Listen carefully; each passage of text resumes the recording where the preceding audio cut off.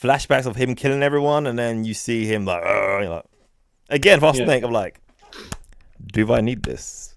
No, and I'll leave. Yeah. You know, you're saying if it was me or you.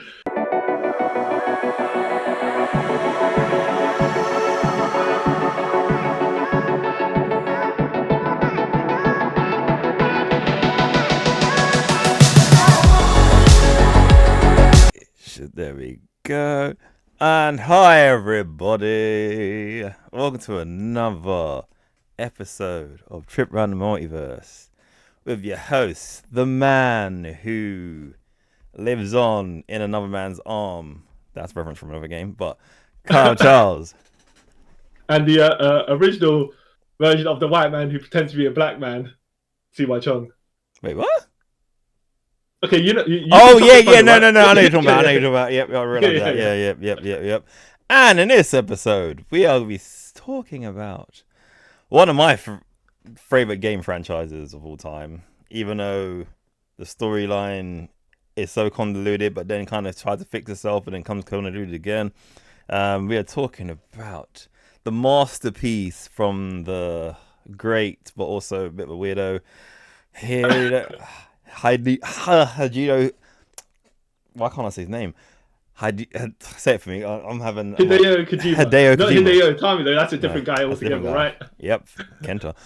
Yes, the creator of Metal Gear Solid and Zone of Enders, Snatcher, Death Stranding, which I still haven't played. What else is he? Police Noughts. The cancelled Silent Hill. The cancelled Silent Hill game. What was it called? I forgot what. PT. Yeah. But it stood, what did it stand for? What did it stand for? I can't remember. You know. Something teaser probably, right? Yeah, probably. Yeah. Pre-concept teaser or whatever, something like that. Pre-visualization teaser. I don't know. Yeah. Yes, and by the way, unfortunately, I played that. Have you played that? By the way? No. I played it, and it's actually really good. Yeah. You're basically in the same sort of corridor of a house, right? When you go through, you do the thing, the time goes by, you go through the corridor, and you start again in the same thing. But but each rotation is slightly different. Okay. Well, actually, the first couple of rotations look exactly the same, but then you stuff starts happening, and then someone hacked the game. Well, someone checked up, the debug and stuff. Yeah. Like that. And the lady, the ghost. So you it's first person. Yeah. So you can only see what you see. Yeah. The ghost is tracking behind you. Yeah. Constantly. That's why you can't see it, because it's literally basically attached to the camera. Yeah. Okay. Until the bits where she needs to be, stay behind or whatever it is. Yeah. So I was like, oh, that's quite neat actually. You should let the presence is there, but you don't know. You'll never know. Yeah. Oh.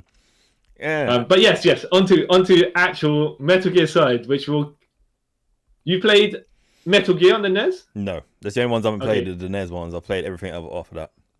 Okay. So I played Metal Gear on the NES.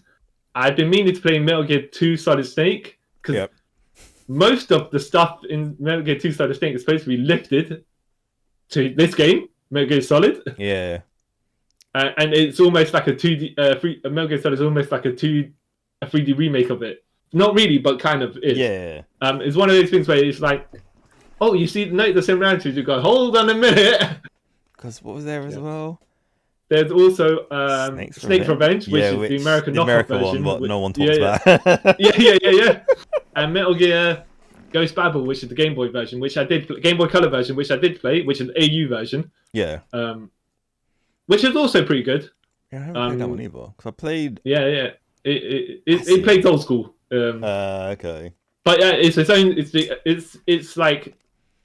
It's that version. It's the Game Boy version of Shadow Moses, but not really, because it's go back to Ghost Babel. But yeah, mainly we'll speak about Metal Gear Solid and Metal Gear Solid Twin Snakes, which is the GameCube remake. Yeah, I've done a bunch of cocaine remake. Yeah. Yeah. Okay, let me just quickly cover Metal Gear. Yep. On the NES. That's why I played it, right? Yeah. And you know how they have the backstory of when you played Metal Gear Solid. And they're talking about the incident at Zanzibar and stuff like that. And it makes it sound so cool and amazing. I played it and I'm like, nothing happens until you rescue. I think the second and last hostage, which is an optional hostage to rescue or something. Like you might miss a run, and then you can still go to Big Boss. But nothing happens until then. Where he goes, oh, someone might have betrayed the team or whatever it is like that, and then Big Boss is the guy, is finally decided to betray you. All right, okay, but the twist only came 5 seconds ago, so like it's not that much of emotional weight to it, is it? yeah. But you know how they talk about Snake and Big Boss fighting in the fires of Africa and everything like that. He's like, no, that's not what happened. Bang, and then that will shoot it. It's like it's not as great as they put it out to be. Like, oh, okay. No, I do personally. I think they should do a remake. That's what I've been saying for years. Yeah. Phantom Pain, right, with Venom Snake is but then they say it's a fake Big Boss as well, so. Which it kind of like. Well, we're not going to talk about Metal Gear Solid 5 a lot. But mention the bits that are relevant. That's what we're saying. Like it kind of when the twist comes, and I'm sorry, I'm spoiling a game that came out like 10 years ago at this point, right? When you find out that you're Snake's ghost, you're his phantom, like you're the one. Sorry, Big Boss's phantom. And that's why you have the robot arm and stuff like that. And you're like, oh, okay, you kind of rectified that. In one of the games, you fight him when he doesn't have a robot arm, and one you do when he has the rocket arm. Like, well, actually, but then Picture Revenge, he's also a cyborg. So But but I explained the term what the Phantom is, just so people don't think it's a ghost or something. Yeah, like that. The Phantom is his. Don't want to say clone because it's not a clone. It's is it like the fake Aunt May, which is a genetically modified actress? No, it's even like I'll quickly explain. So he's a guy who went to a coma after a helicopter crash, and then they mentally make him think that he's Snake, but he doesn't know he's not Snake. So he's gone off doing Big Boss. He's off doing Big Boss's. Forming his army and stuff like that. Why the real Big Boss is actually doing something else. Yeah. And that's why he's Phantom. And that explains why Snake kind of killed Big Boss twice in 2 different games. But he came back. Yeah. He killed one and then kind of crippled the other, who got put into a coma for years and then comes back at the end of Metal Gear Solid 4. Yeah. It also explains. I don't know if you ever read this far back of Spider-Man, but you know there's the Rose. Yeah. Which is Richard Fisk.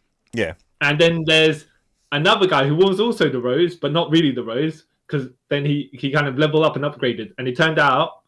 I think Richard Fisk has blonde hair, right? I can't quite remember. I think he does, because this guy had black hair. And then he had camo kind of trousers thing, right? But it turns out that's Richard Fisk's friend who they pretended was the Rose, and then all this other silly stuff that was going on. I was like, oh goodness, comics, all right, sure. They can never be straightforward, right? All right. No. Anyways, on to actual Metal Gear Solid. There was a lot of hype of this game, and that's just based on magazines and reading. You didn't have the internet back then to spread all the details and stuff like that. I thought it looked really good. It looked quote unquote realistic, but at the time, because how I found about this game, there used to be like a channel on Sky. It was like a channel that like kind of dedicated to gaming, and I remember I was watching it, and it's like, games are trying to become like more Hollywood movies and stuff like that. And I saw Metal Gear Solid. Me and my brother watched. Was like, oh, this is pretty interesting, because I never saw it in the magazines or anything, and then. That Christmas, I think it was coming. It was, back then games would come out like 4 months later in the UK and stuff like that. I at the time, and I can't get arrested for this now because it's like 20 years ago at this point. We used to get games from one of my dad's friends who would pirate them, right? And I had to make a list, and I was like, oh, I remember that game. What's it called? And I found out it was, and then I got it obviously. And I remember playing it on Christmas Day, and I got to the bit where it's like, hey, you need to call Meryl. And because it was a pirate game, and he says, oh, look at the back of the disc. The back of the case. I don't have the case. So I couldn't play it for like ages. So it came out over here. And I had to go into our price and look at the back of the game. Like, there it is. And that's how I did it. I think that was actually a neat cheat to try and get the people that pirate it. Though it is kind of confusing, because when they said, look at the back of the case and you're like looking your inventory like for a CD or whatever it is that you should have picked up, and it's and then he's like back of the game case. Oh right, okay, you have to spell it out. Yeah. So technically speaking, by the way, if you got gifted, if someone gave it to you and you received it, I would not say that's a crime. No, I was a young child. I didn't know the difference. You know, as far as you know, okay, fine. The disc is dodgy, but this person's giving it to you. As if you bought it, right? Exactly. He's a grown adult. I'm trusting a grown adult to give me something I thought was genuine, but it wasn't. So crime on my behalf. You know, I was 12, so I can't get done for like anything legal. Yeah, who you to question? What a game doesn't look like, considering it hadn't even arrived in the UK yet. So, exactly. So how was I meant to know?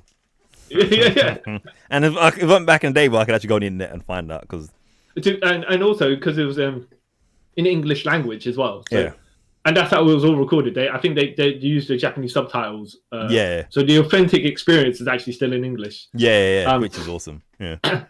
With our boy David Hayter, which AKA Sean Barker in the back of the booklet, right? But in the actual game credits, it's called David Hayter. So that threw me off years later. I was like, wait, what? Okay. Yeah, but that's sure. I don't know. You seen the Guyver, right? The Guyver, Dark Hero. Yeah, that's where he got his name from. Yeah, that's the character. He was called Sean Barker in the show for Gumachi. And he used it as I don't want to say a pen name or a pseudonym or whatever. I think they were like worried if it was a union project or not, or they didn't know exactly. So because I think I heard him talking about it the other day. And they were talking about how they had to re-record all the dialogue for Twin Snakes because after like the sound, whatever it was, on like the sound formatting they were recording, the quality got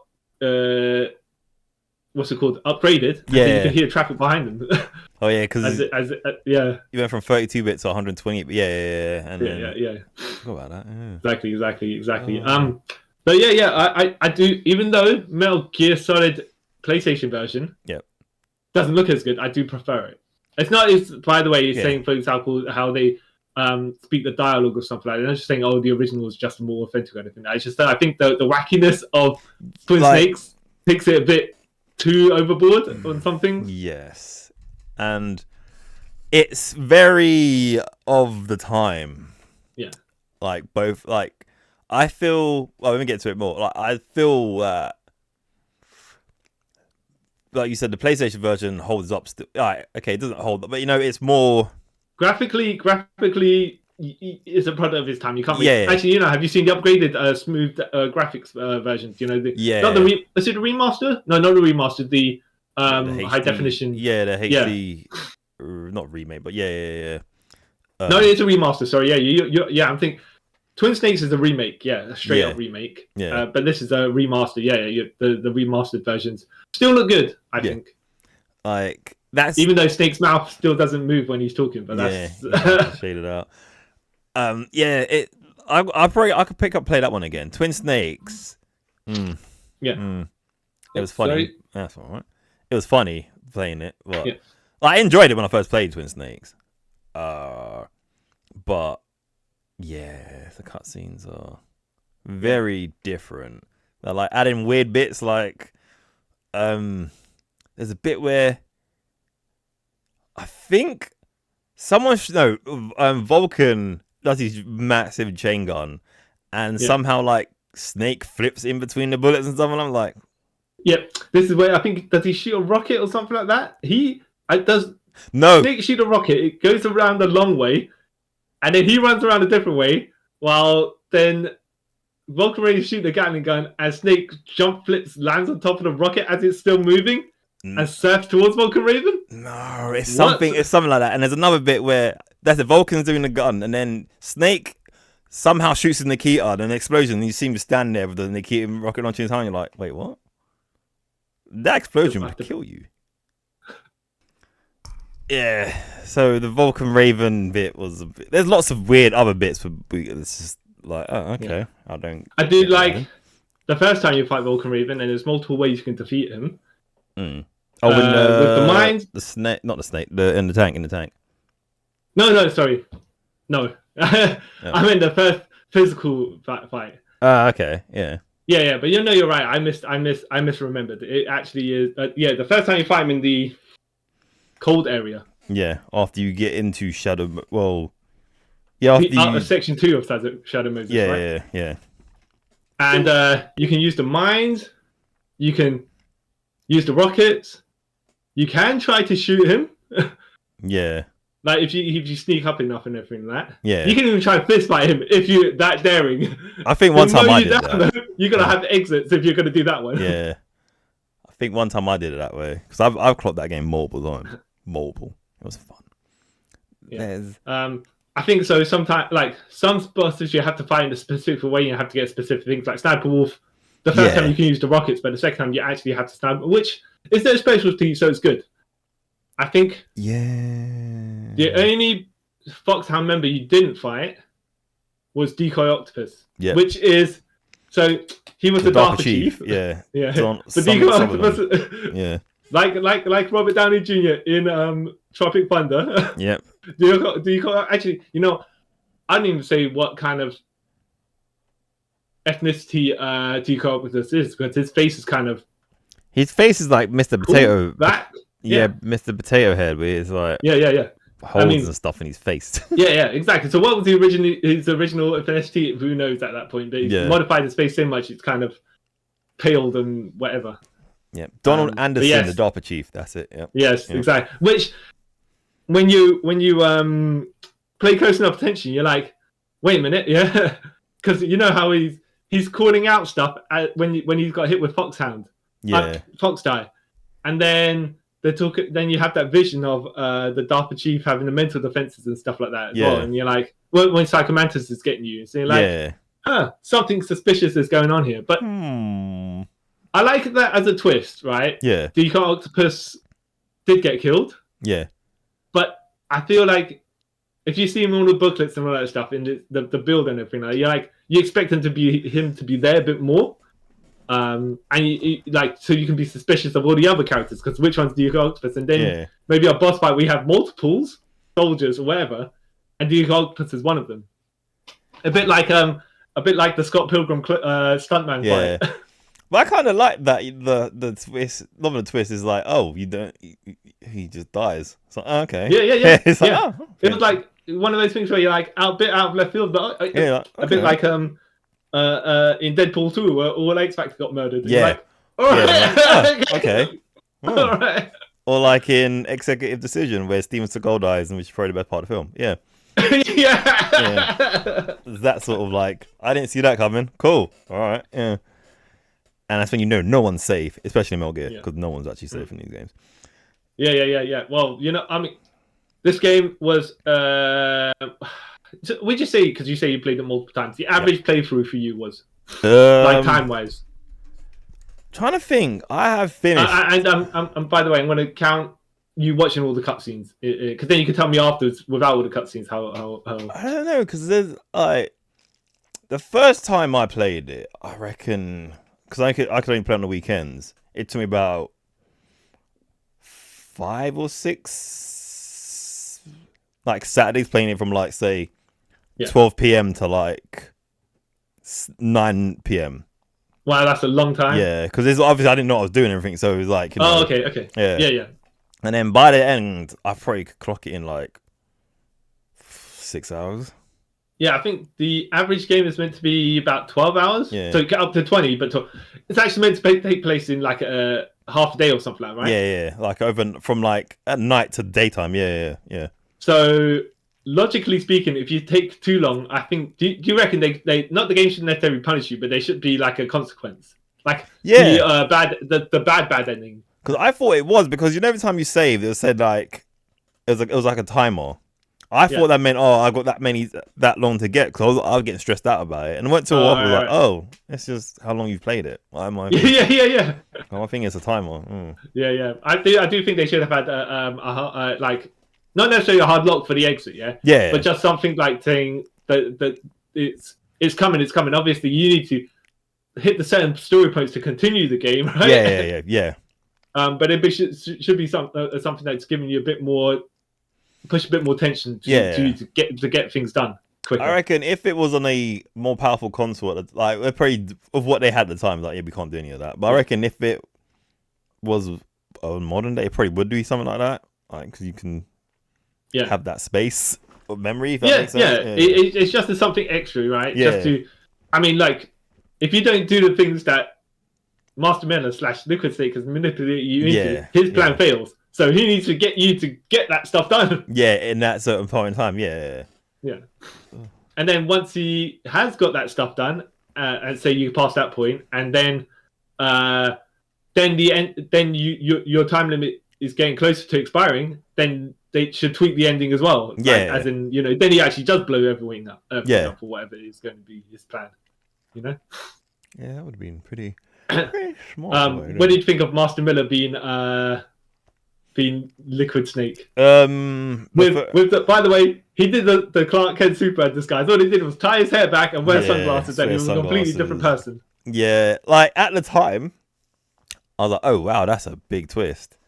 And then with my 2025 vision and playing like Phantom Pain and stuff, it's like you kind of could have told from straight away. But then I guess Snake's never actually. I don't think Snake's actually ever met him in person, so he wouldn't know. No. So in Peace Walker, I think Snake does meet him. However, during the game, Metal Gear Solid, he never sees him in person. He speaks to him on the codec. So as far as you know, you've got to mimic the voice. We get the benefit of looking at the video on the codecs, but Snake wouldn't have that. Yeah, that makes sense. But then that's another weird thing like that breaks these games, right? Mm-hmm. Obviously, we're seeing their interactions, right? Yeah. I'm pretty sure there's in this one, and there's I think in Metal Gear Solid 2 and 3, when you're talking on the codecs, they say, "Oh, you look nice tonight." Like Snake compliments one of the women, like their looks. Yeah. So it's like, wait, what? Okay. I mean, it's like that's where I'm like. For all we know, before the mission started and we got dumped. Did you ever read the book adaptation of this? No. Okay. So there's a prologue in the book where everyone, where all not Foxhound, what's the Colonel's group called? I can't remember. The Special Forces, wherever they are. They jump Snake essentially, right? In the article, wherever he is, right? Yeah. Where he's done his missions and being a bit of a, not necessarily a bum, but being a retired ex-espionage spy, right? Yeah. They jump him essentially, and then they take him to the location wherever, and they interrogate him. Oh yeah, I think it's in the game. It's the beginning of the game. The very beginning of the game. Yeah. And so at some point there, he might have seen Dr. Naomi Hunter or Mei-Ling or someone like that. No, maybe. Yeah. That makes more sense.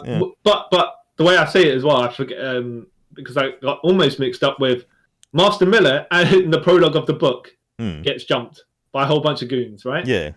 Who knows who they are, right? And except we do know who they are. Yeah. And then it kind of cuts off, like, they ambush him, and then you go into the prologue where Snake's getting interrogated by the Colonel or whatever. They're telling him the mission and stuff like that, which is the prologue of the game. Yeah. And then the whole actual thing starts. But I think the book has to kind of gives away that something is up with Master Miller by just doing that bit. Yeah. Those couple of pages.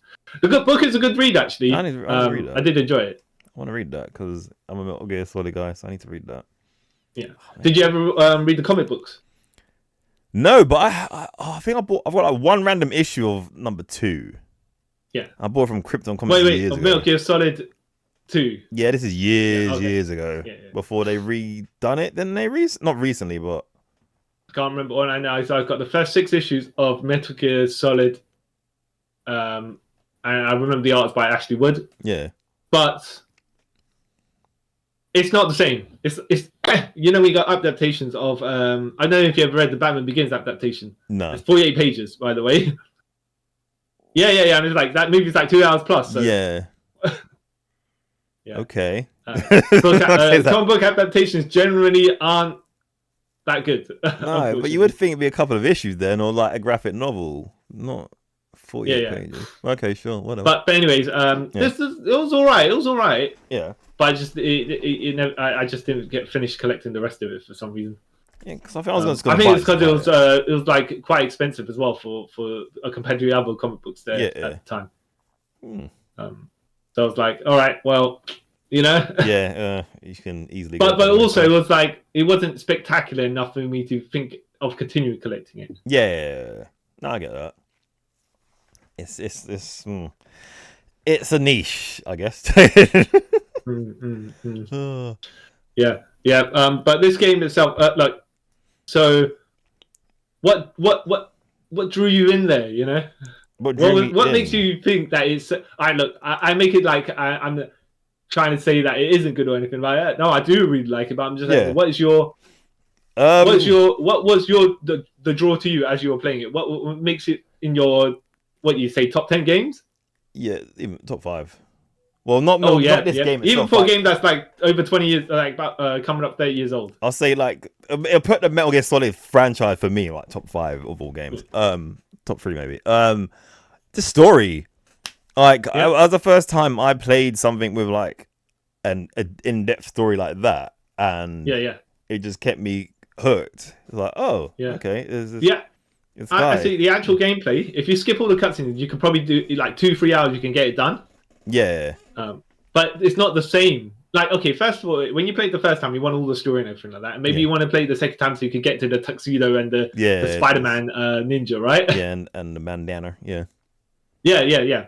So you might skip all the cutscenes, yeah? Yeah. But when you play it again, you can go back to it and the story just starts from base and gets you in. Like, these are characters that weren't, like, I don't want to say it didn't exist before, right? But they didn't really particularly have any much backstory by the time it came to the US or UK or anything like that. Yeah. And then basically you're like, I can't wait to see more of this guy, you know? Yeah. You're like, because like literally, it was the story. It was like just the randomness of it as well. It was like, the mechanics, because it's like it's a stealth game, and then Siphon Filter was like, no, we're gonna make knockoff versions of this game.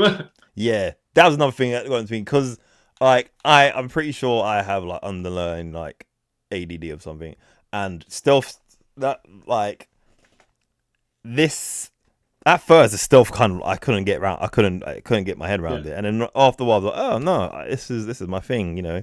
It's all not there. Run around the corner, crack, bang. And then I do like the idea of because in some games you'll get alerted and then you can just fight everyone off and then eventually you can go back to the stealth bit or whatever, right? Like Assassin's Creed, I think you can just shank enough of those guards and then you can get back in, walk back into the crowd and this game is like, no, that's not. It's not like that. You can kill them, man, but you got to evade time as well. Yeah, like you got to stay outside for a certain amount of time. Yeah, unless you murder everyone. Like literally. Yeah. And at that point, you're like, well, where are all these troops coming from? Because I killed them all. And especially because there's only so many in this location. And you have like limited supply, like limited amount of bullets and stuff as well. So it's kind of like, you need to like, save your things. So what drew you into the game? Like you say, like, when you start playing it and you're like, this guy, right? When they talk, it's like a motion movie. Like you're playing a game that's actually an interactive movie of some sort, right? Yeah. Because when you listen to all the conversations and stuff like that, you find out so much backstory about the characters, what's their motivations and what's going on, and then you're like, the double crosses and everything like that. It's just like, this man Snake just wants to go in there to do a mission that he's forced to do, by the way. He didn't even want to do it, right? He's a reluctant hero, and then, but then he's the only one who can do it. So, but then there's all these other things going on which he doesn't know about.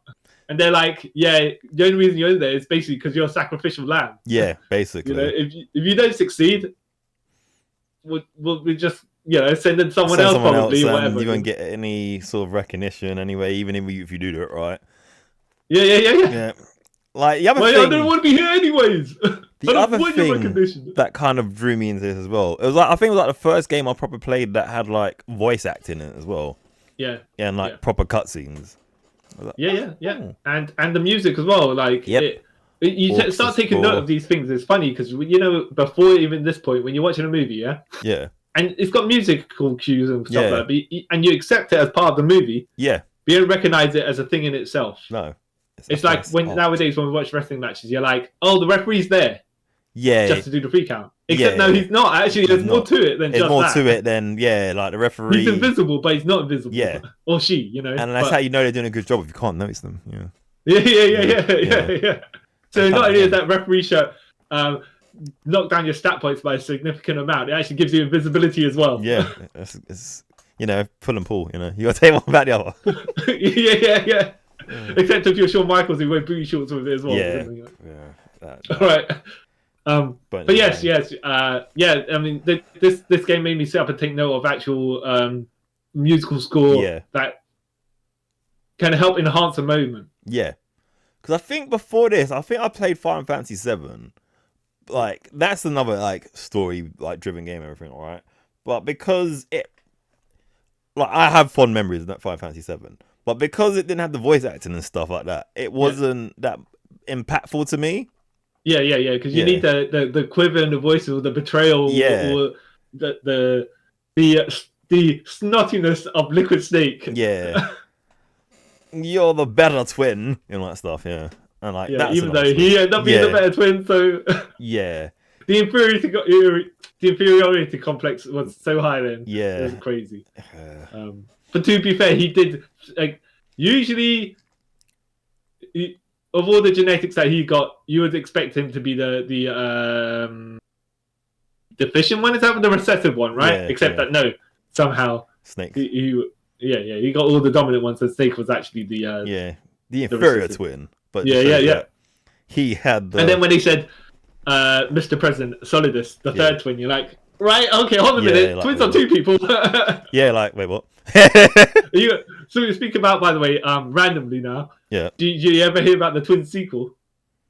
The Twin sequel? The Twins, you remember the Twins movie with Schwarzenegger? Oh, yeah, Schwarzenegger. Yeah. There was going to be a third one, right? And we got triplets. And Eddie Murphy was going to be... I don't get how they were going to do this, but apparently Eddie Murphy was going to be the triplet. Yeah, and I think it still might be a thing, Apparently it might still be a thing. I'm like, how does that work? But even so, think about it now, but even age-wise, that doesn't make it doesn't work. Because I swear, Eddie Murphy's at least 15 or 20 years younger than both of them. Yeah. So it's are you a delayed triplet? They could just say they use the DNA, but then even then you're going to things a bit too far at that point. Yeah, you're like, oh, okay, I suppose. Yeah, because it's a comedy. They're meant to be comedy movies. You're not going to be like, oh well, somehow. If it was modern, then I think you can kind of get around it with science works. I mean, how you kind of science it up with that. Hollywood science, Yeah. So we took 3 different embryos and put them in 3 different rooms. That's why they all come out looking different races. Okay, that kind of can make sense. Yeah. But 80s logic, no, it wouldn't make any sense. No. Speaking of, by the way, science, right? What do you think of the key card? That you had to the normal, the cold, and the hot. The first time I played that game, that irritated me the most, because you got backpedal so far, to get it. Go to the molten place where you got to get it warm. Yeah, and then you got to run way back through the snow to get back to there, and then run to the snow, get pneumonia from that, and then run back. Yeah, and you had to do it in a specific order, right? I think the colors were And when somehow Snake they're talking about the key card. Liquid Snake and Robert Osler are talking about pretending that they've already activated the nuclear warhead, whatever it is. And Snake's got the other key card to deactivate it. Yeah. Right? And then somehow Snake pulls it out just on the edge of the door. Yeah. So Robert Osler can shoot it. All right. Yeah. Right. And that key card doesn't shatter, but it goes into the dank, murky sewer liquid, whatever it is. And then you got to follow a rat, I think, to it. Yeah, because a rat eats it or something happens with a rat, and the rat takes it, and you got to follow the rat. Yeah. But I did like it. It was fetch quest. I did like you had to backtrack, only because in that game it wasn't one of those where they do it to extend the game. Yeah. It just don't seem like, okay, this is part of the science of the government conspiracy, whatever thingy-jig, and this is how they decide to lock the code. Okay. Fair. Yeah, like I feel like in this game as well, some of the backtracking is justified. Yeah. Yeah. You know, some games like Resident Evil and stuff, some of the backtracking is like, why do I need to do that? Yeah. But in Metal Gear, might be me being biased, it felt like, oh, okay, that makes sense. Like, I didn't have this key card at this point, so I need to go back to get the sniper rifle to save Meryl. But then Meryl's not there, and then I get ambushed. And yeah.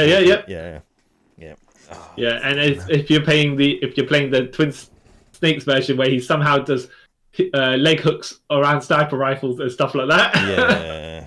You're like, wait a minute. So these guys are all to get the guns to him, except that he somehow got all the legs and guns and fists towards someone else with the crossover and everything. Yeah. Oh, John Woo like that. Yeah. Oh, that game. Yeah. Oh. Yeah. But yeah, I have to say, as much as Snake is a superhero in Twin Snakes, and let me point out, by the way, we were saying about riding the rocket, and I forgot like surfing on the rocket thing. Yeah. That is apparently how Thor flies, right? He spins his hammer. From his hammer. Stan Lee, right? Yeah. This logic, I'm like, do I buy it? But whatever, right? Spins his hammer, throws it, holds onto the hammer as it's in the air, yeah? So he's got to throw strong enough to hold his own weight in the sky to wherever location they're going to. And technically it's not flying because he doesn't change direction. And even in the MCU movies, when you're noting it down in your head, you're like, oh, he never does actually, because even though he says he flies, they're trying to hold true to what Stan Lee's saying without contradicting it. I think the only time he in Age of Ultron where he flew up to Sokovia, and then when a car fell off the edge of the floating city, he swung his hammer downwards. Yeah. Right? But that's all right to go downwards. Yeah. But how did he come back up? Yeah, it doesn't make sense. Because I know when in Ragnarok, when he becomes the Thunder God properly, he can fly. He flies normally then because he doesn't have the hammer anymore, does he? Does he fly though? I don't think he flies. He makes amazing leaps. Leaps flying in certain directions. Rides the lightning, you could say, even if you're going to go in that way. But I don't think he actually flies. I like have images in my head where he's just like hovering somewhere. But I could no, you probably think of him landing, and you're probably thinking of him doing the riding, rotating electric spin torpedo thing. Probably, I don't know. Yeah. But yeah, no one in Metal Gear can fly. Just realize that now. Wait, can? No. Yeah. Metal Gear Solid. Yeah. No. I think there's a character who does fly in one of the later games, right? Yeah, that gets all crazy. Yeah. Yeah. Or Vamps does all sorts of nuttiness. Yeah, as well, but that's all nanobots and. I don't.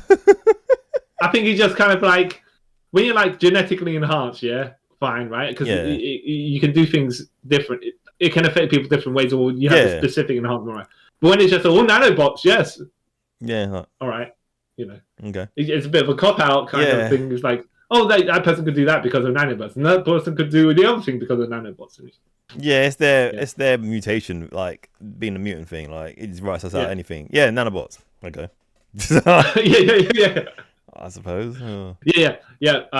But I do like that Sniper Wolf had mercury-packed bullets, even though it doesn't really affect you in the game, other than if you're trying to do if you try like a snipe battle with her straight up, you'll probably lose quicker because you're going to get poisoned by the mercury. Yeah.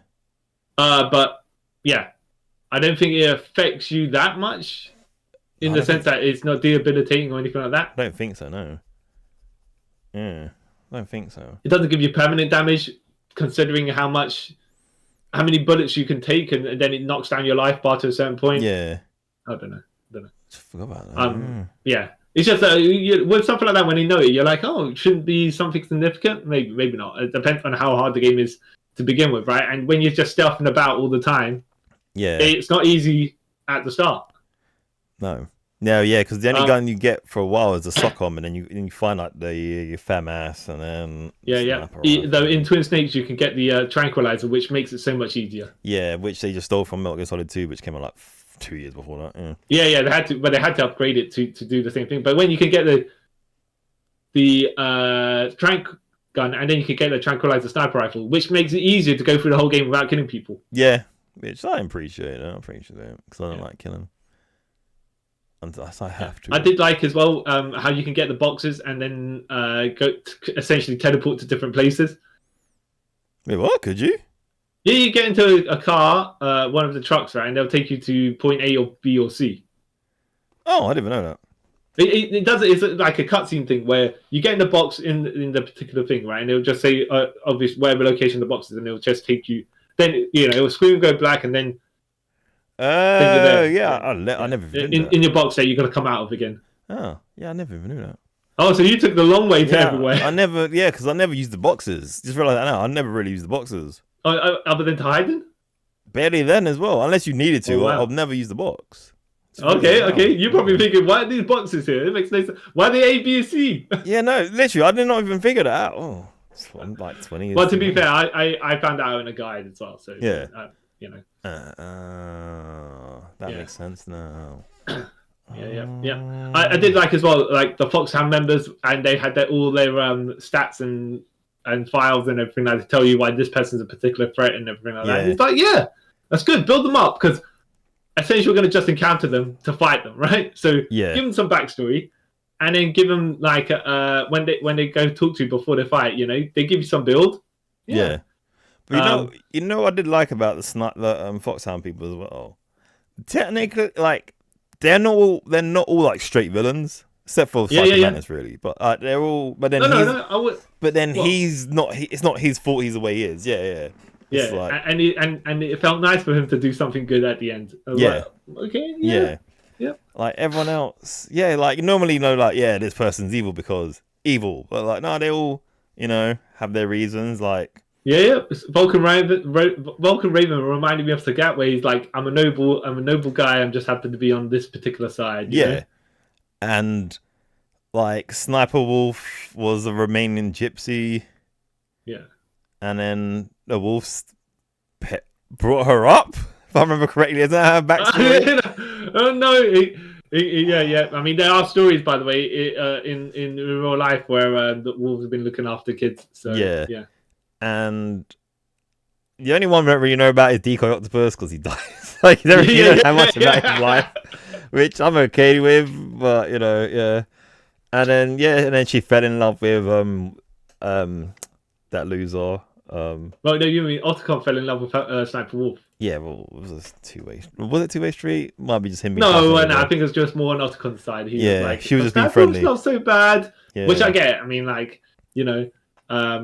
I don't want to say he's got the hostage syndrome or whatever like that, but he's like, oh yeah, murder everyone else, but the sexy lady kind of just if you could not kill her, that'd be very good. Yeah, I'd be happy with that. Oh, okay, sure. Yeah, weirdo. And then in the long run as well, not Liquid. Yeah, he's straight bad guy. Revolver Ocelot. In the long run, he's not really a bad guy. Yeah. Well, yeah. I mean, at this point in the game, in the series, he seems to be. Yes. And then he is working for someone else at the end as well. So it's like he's on his own side, and then you play Metal Gear Solid 3, and you're like, yeah, okay, this guy, of course, right. But then when you play 4, you find he is like a quadruple agent. It's a weird and it's amazing at the same time. Yeah. Because then it's this, right? It's the arm. Yeah, and then it's not really. Yeah. I by the way, I have to say, even if we're going to reference Metal Gear Solid 4, I do like that they cut off Ocelot's arm. Ninja cuts off Ocelot's arm in this game, and then they actually link it back to something. Yeah, they think so far forward. They're like, we're going to do it here. Oh no, they did it in Metal Gear 2, right? Yeah, Metal Gear 2, and then he's in it for all of 2 minutes, and then comes back again for 2 minutes, and then yeah. Sorry, Metal Gear Solid 2, not Metal Gear 2. Yeah, by the way, in case people thinking somehow he jumped back into the timeline. Well, he could have, but it could have been a fake Liquid Snake, because that's how sometimes these things do, right? Yeah. And then I like your teammates, even though they're just more of like a supporting role. Like yeah.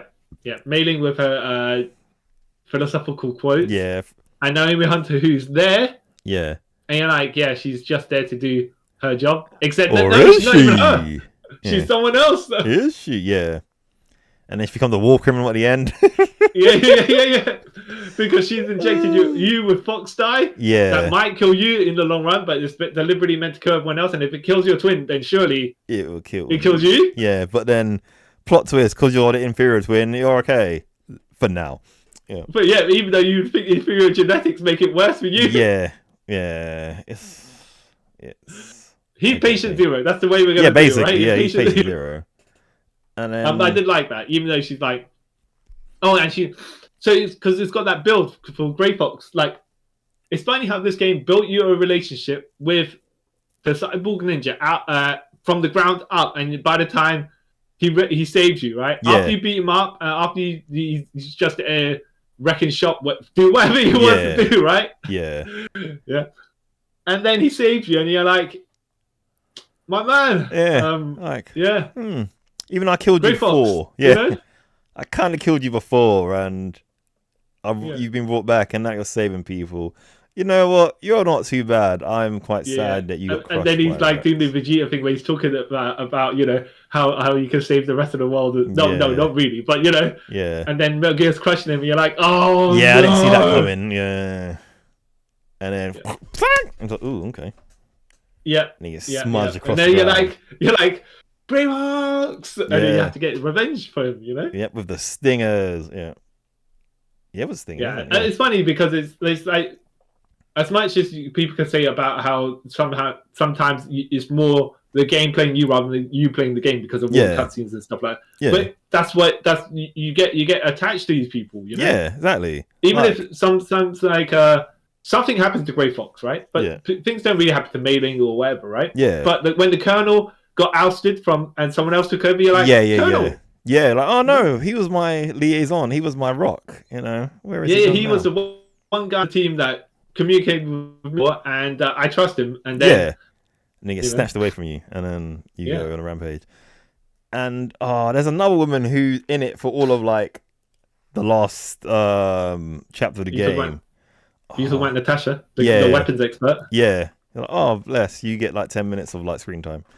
Well, no. It depends on how. Like every time you pick up a weapon, you can talk to her, and she'll tell you all sorts of stuff. So so she can either talk a lot or talk a little, depending, right? Yeah. My first playthrough, she spoke little because I didn't do anything like that. You knew all the weapons. You didn't need her to tell you about anything, right? No, I didn't know anything. So realistically, I should have used it, but I for some reason didn't. It went to my like second, third, fourth playthrough. I was like, oh, I'm gonna start calling her. I found as well. It's like if you start playing it and you want to know what happens, so you just keep on doing something and keep on asking more people on the codec until all the dialogue runs out, and then eventually they say to you, don't you have something to do? Yeah, sort of thing. Yeah, essentially. And then they repeat the same line, and then okay, that's me, gotta go to do the next thing. Yeah. There's a point where you can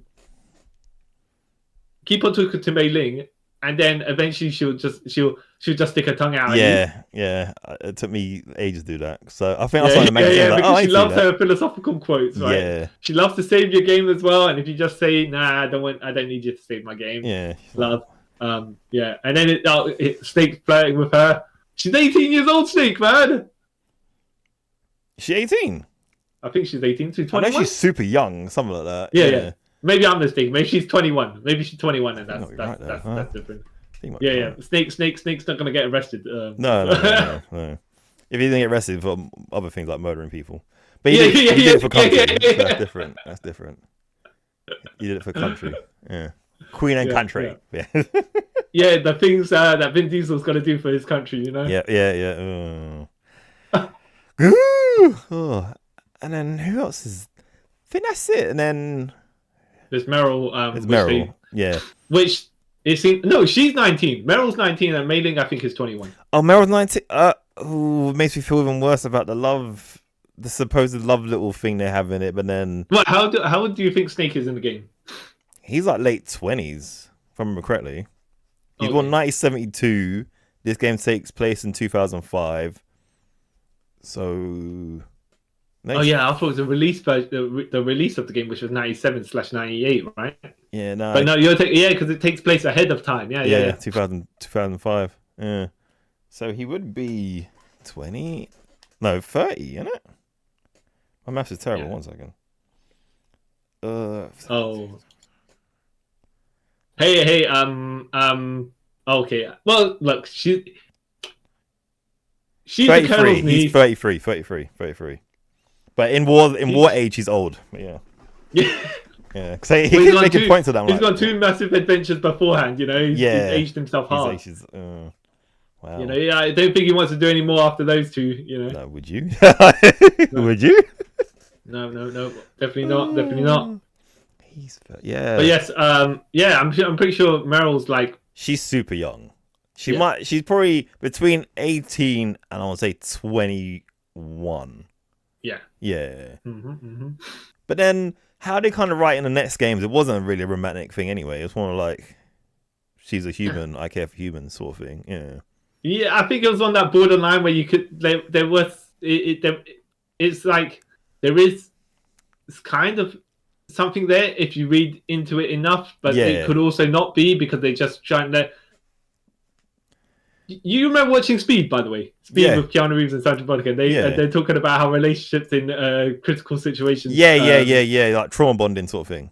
Yeah. So it could have been, and it don't really last. And then Speed 2, she's off with someone else. Yeah, with Jason Patrick. And actually, you pointed out as well that I talked to my therapist and they said blah blah blah, right? Yeah. Anyways, so this could be the same sort of thing here, where they just kind of like they just happen to be in the situation. Yeah. Also, if you use the what's it called, the turbo trigger pad. Oh yeah, for when you try and get out of the torture. Yeah. I'll know if you're cheating. Yeah. Yeah. And then if you, so you can cheat and then Meryl will die, or you can just not press fast enough and Meryl will also die. Yeah, because the first time I did it, I couldn't do it, so I got that bad ending. And then... well, you need to bash so quick and so hard. You need to. So you would hold the pad the normal way, right? And you press it. No, you need to put it against your thigh. And hold it down and just yeah. Because I couldn't do it, so then the second playthrough, I went to get the good ending with Meryl living. I got my cousin to do it, and my cousin could like do it really good. I don't know how she could do it. She's literally like, I'm like, oh wow. Yeah. I don't know if you ever seen the Tetris speedrunning championships or whatever it is, the Tetris championships. So they had this special. So they play on the NES pad. And I was watching this documentary on YouTube. Randomly, right? But, it is relevant. Okay. Yeah. It's because they have to hit A and B to rotate the right? And then they found ways to keep on doing it faster. Some people used to put it on the thigh and tap it, but then if you turn it upside down, you can drum the pad with your fingers and hit the bottom with underneath your hand. Okay. And then actually rotate the thing faster as well. And it's like all these techniques people come and think of to do the stuff that they need to do. Yeah, so maybe you should have done that. You held the pad upside down and started hitting upwards. Yeah, that would make more sense. But because I remember because I didn't know there was 2 endings, whatever, and I kind of just thought Meryl dies either way. So when I got the ending where you and Hal go off into the sunset, I was like, oh, okay. I'm quite sad because we left her body just there. Oh.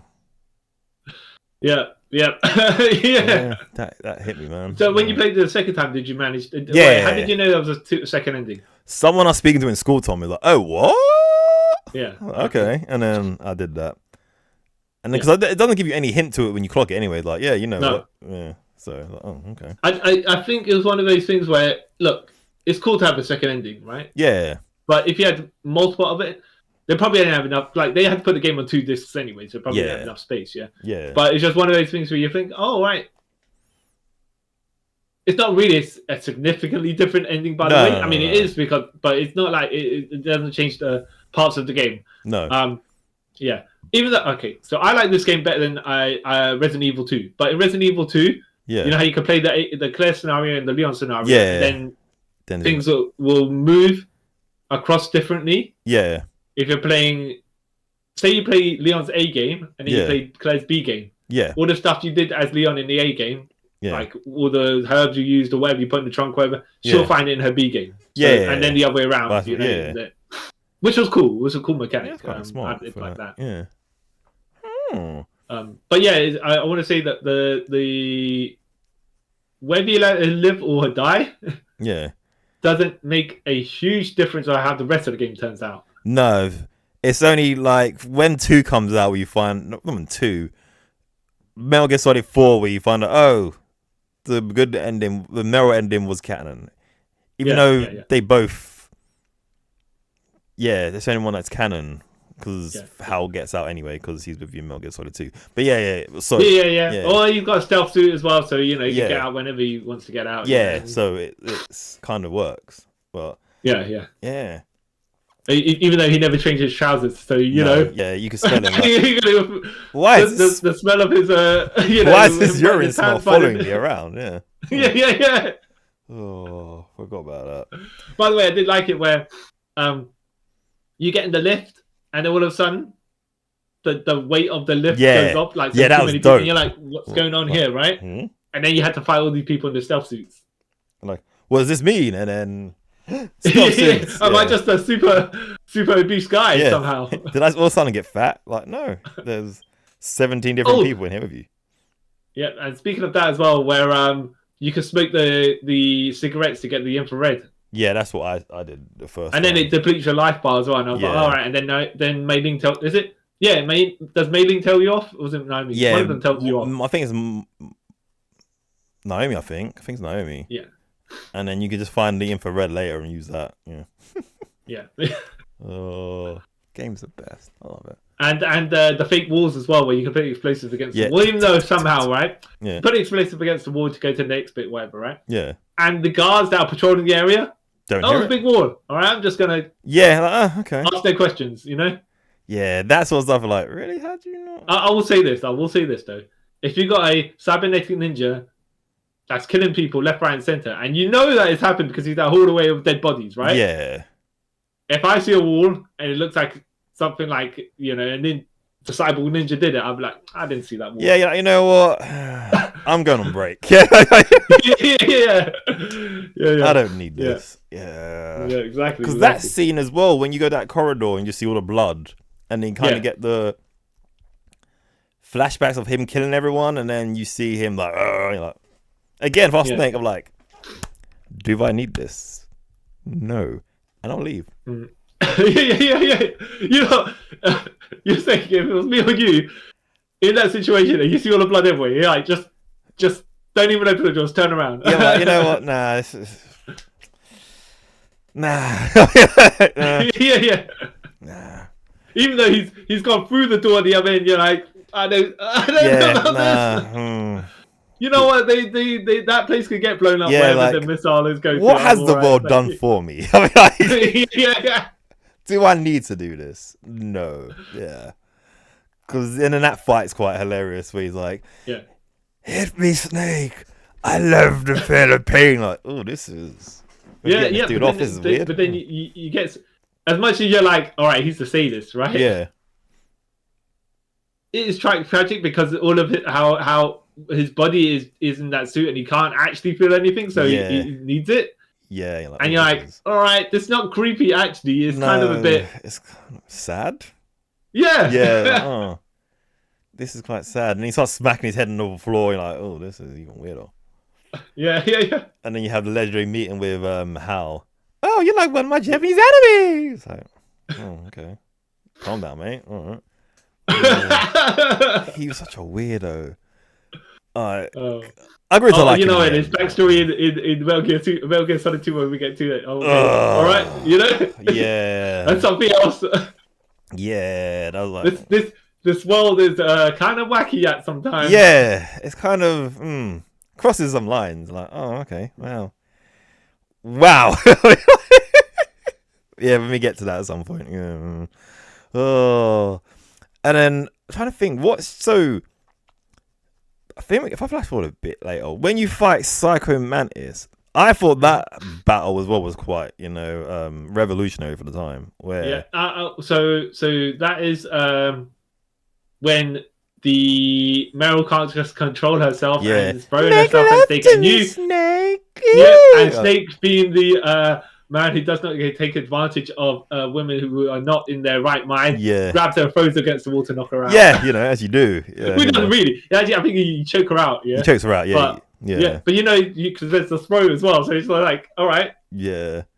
Here's the thing that was awkward, right? You need to go up to someone and stand still next to them, and then press the square button to choke them. Yeah. But if you press the direction, you throw them. You throw them. Yeah. That got me so many because of that. I just want to because you're nudging two people accidentally. Yeah. Because you want to make sure you're close, but you get too close because you don't know the reach of a snake's arms. Yeah. So you want to be like, I want to make sure I don't like swipe them and then get alerted. You want to be right next to them, but at that point, it's too late. Your chest is already touching them. That's what I'm kind of glad. Like, as one of upgrades like the newer games got, it didn't have that like bit of clunkiness to it. And yeah, back to the Meryl thing, because I remember there's a bit just before she gets taken over by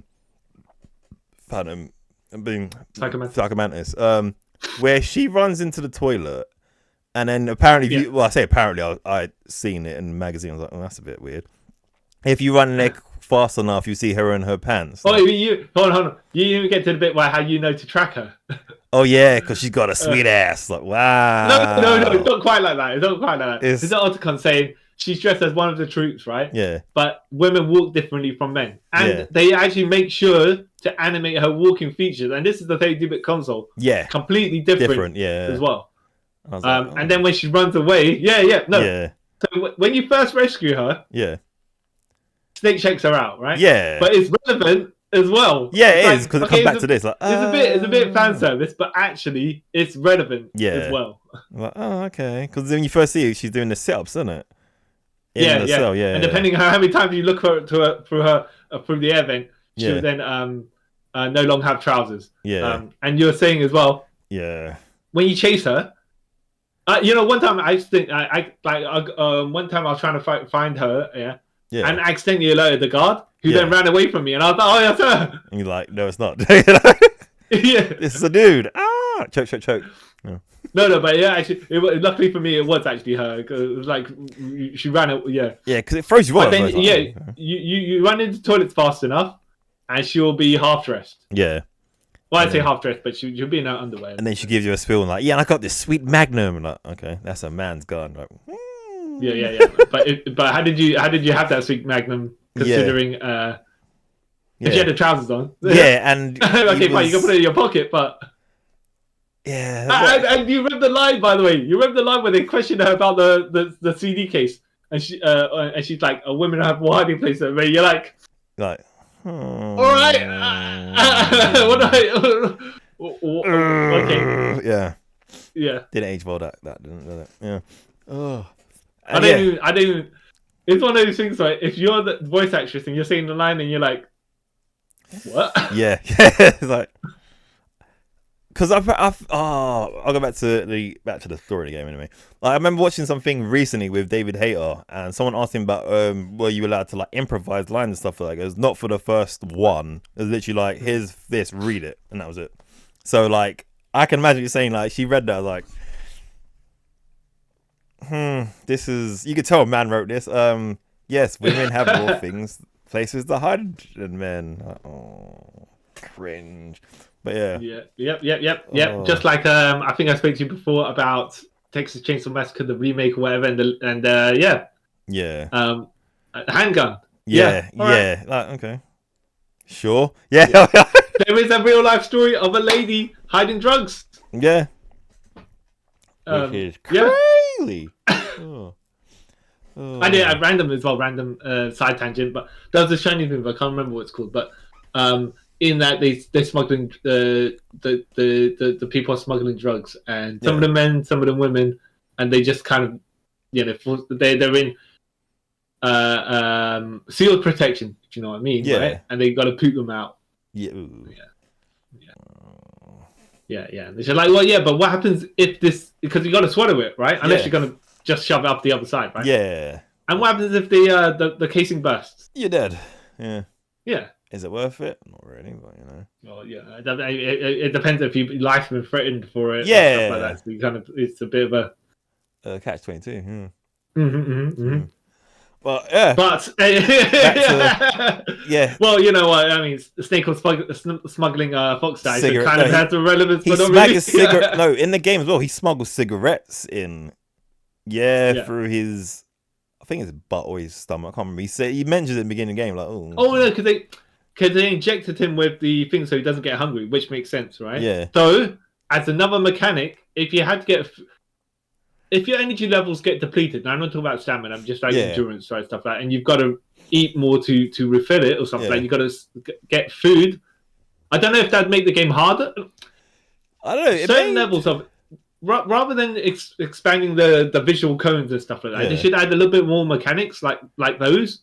And then it'll make the game tougher in a different way, rather than. I'm sure you played games, right, where mostly shooting games, where the enemies get artificially more difficult. And when I say that, is just essentially they get way more accurate than they should be. Yeah. It's not like they're harder because they're harder. There's more of them, whatever, right? They just suddenly they crack shots. Yeah. You know, there's one game, Spec Ops: The Line, right? Yeah. I like it.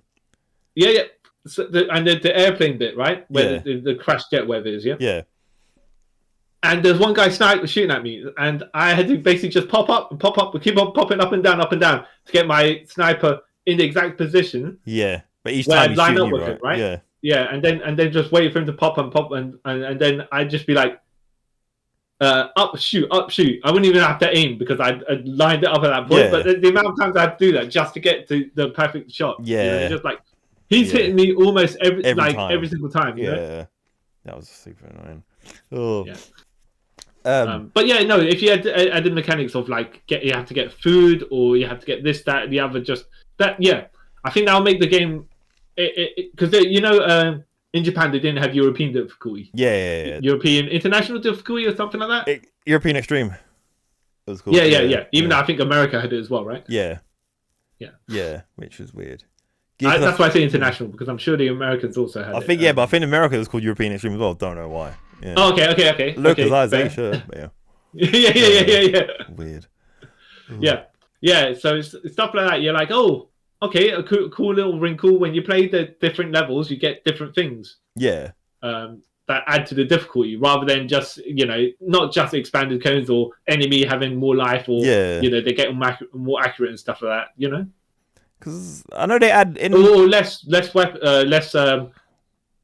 rations and stuff like that, less inventory. Because I know in they add like having to eat and stuff into Snake Eater. But Yeah.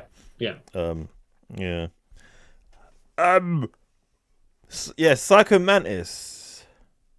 His backstory is pretty sad. Mm-hmm. Yeah. He didn't do the Charles Xavier route of his powers. No. Well, even though he knew his dad hated him. Yeah.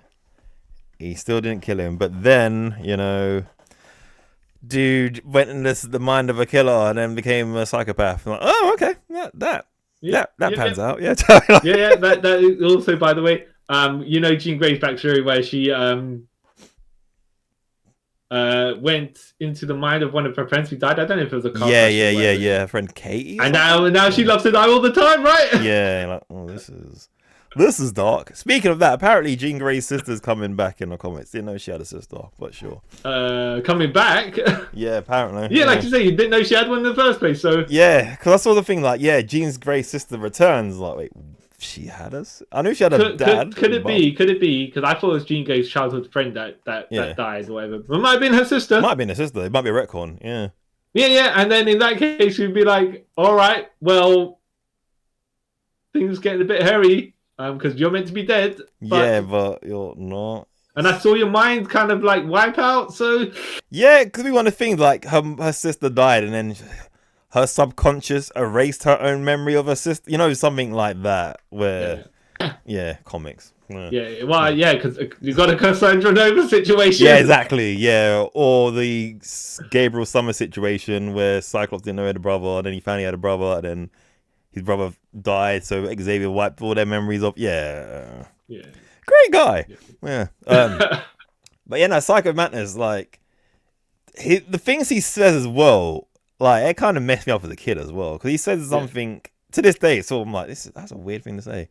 Like, he doesn't like being human because he believes humans all are programmed to do is just recreate, and we're gonna kill ourselves by doing that. I was like, wow, that's a bit of a strange take on life, but okay. Yeah. So, but this game is all about passing your genes and stuff like that. Yeah, that's the theme of this game. Yeah. A lesson that Ra's al Ghul took according to Dark Knight Rises, where he's talking about legacy, right? Yeah, legacy. Yeah. My legacy. But But I think, I don't know. Then we haven't said much about the Great Liquid Snake, have we? Oh, he's too great. He's too great. Oh, that mane of hair. that rocking out with the trench coat with no top on. Bare skinned. Like, that's weird.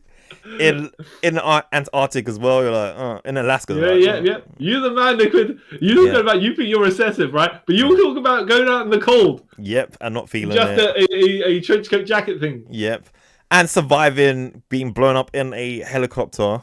So you find him in the high D, right? Yep, the high D, and he crashes and he survives. Yep. You find him on top of Metal. You find him in Metal Gear twice. Yep. I believe, right? Yep. You find him on top of Metal Gear. Yep. You find him in the car crash. Yep. With the Gatling gun on top of the car escape. Yep. Do you find him another time? I can't remember. No, because you crash at the end. When you get out of the time, you No, as in through the game. You only fight him 5 times. Five times. And indirectly, by the way. Yeah. That's it. Yeah. Okay. I thought it might be another time he appeared out of nowhere to terrorize you. But yeah, and even then he doesn't die because he's staggering around like a horror movie victim. Oh no, like a horror movie villain, right? Yep. Like you're stuck in the car like a horror movie victim, right? Yeah. And he's staggering towards you with his bleeding head and everything like that, and he's like staggering towards you, yeah. And then and he just flops over. You're like, all right, well. And he says "fox," and then it goes "snake." He says "die." No, yeah, but if you don't read the subtitles, you can read that the F word. You're like fuck. Oh wow. But F. Die. Oh okay. Yeah. You told him to effing die. Cool. That's awesome. Right. And he just kills over. You're like, oh okay.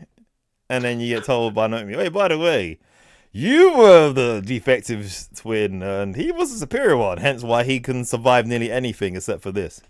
Oh. Yeah, and also, by the way, you got that poison in your body. Yeah. So which could kill you tomorrow or kill you 50 years from now. We don't actually know. Like, well, yeah, I don't actually know because she's the one that put you in. But yeah. Like, oh, great. Okay. I can tell you, Snake, you should live every day like it's your last. Yeah. No wonder why you want to hook up with 19-year-olds. Yeah, he's like, you know what? I think I deserve this, you know. What's a weird take, Mr. Snake? No, call me David. Yeah. I thought it was a reference to David Hayter at that point, but no, Same. it's just names happen to be David. David and Eli, yeah. And Liquid Snake's name is Eli. Yeah. Okay. You find out in Phantom Pain. And what about Solidus? George? Yeah. Okay. George, as in George W. Bush, because he was president at the time. Yeah, or George Spears. No, it was in the future, wasn't it? It wasn't at the 2020. 2002 is when he came out, right? The game, Metal Gear Solid 2. But then it takes place during that time. It takes place 2008, I think. I think 2008, because I think it's was Bush on his second term at that point? I believe so. Yeah, he would have been. Okay, maybe he is then. Maybe he is actual George. Because I know he's called George at the end. Because when they talk about... Oh, yeah, they do call him George. Yeah, George Spears. Yeah. Why do I remember that? I have no idea. Mr. President. But you don't even know... First of all, you don't know what Solid Snake's surname is. No, he doesn't have one. It's just David. Yeah. But somehow we get Solidus Snake's full name because he has to be the president. Yeah. President, yes. Yeah. President and I did like it. I did like it that they left enough for a sequel. And it got you hyped enough for it, and then the sequel is sequels something in itself. That's what I was gonna say. You know what, right? The sequel is the most polarizing game ever because either people love it or they hate it. I love it because it's so out. It's wow. So I was having a discussion with someone, and we're not going to go into actual games sort of thing, no, we don't. Or anything like that. But it was like, so the hype. Okay, so was number 2 worth the hype? That's a bit of a dodgy question, right? Yeah. But the hype that it got was deserved because number 1 built it. Yeah. And you were excited from the continuation and everything like that. Yeah. And number 2 did kind of when they did the trailers and stuff, you're thinking, oh yeah, you are Solid Snake. Yeah. But once you started playing number 2, and when you hit when the reality hit when the expectations hit the reality, that's when something else is. Yeah. But that's for more of a discussion of Metal Gear Solid 2, Sons of Liberty. When we get to it. Yeah. We're just trying to keep this contained here. Yeah. Yep. Where Solid Snake saved the day. Then do you prefer, by the way? Yep. That the animated codec screens against the 3D ones? I don't know.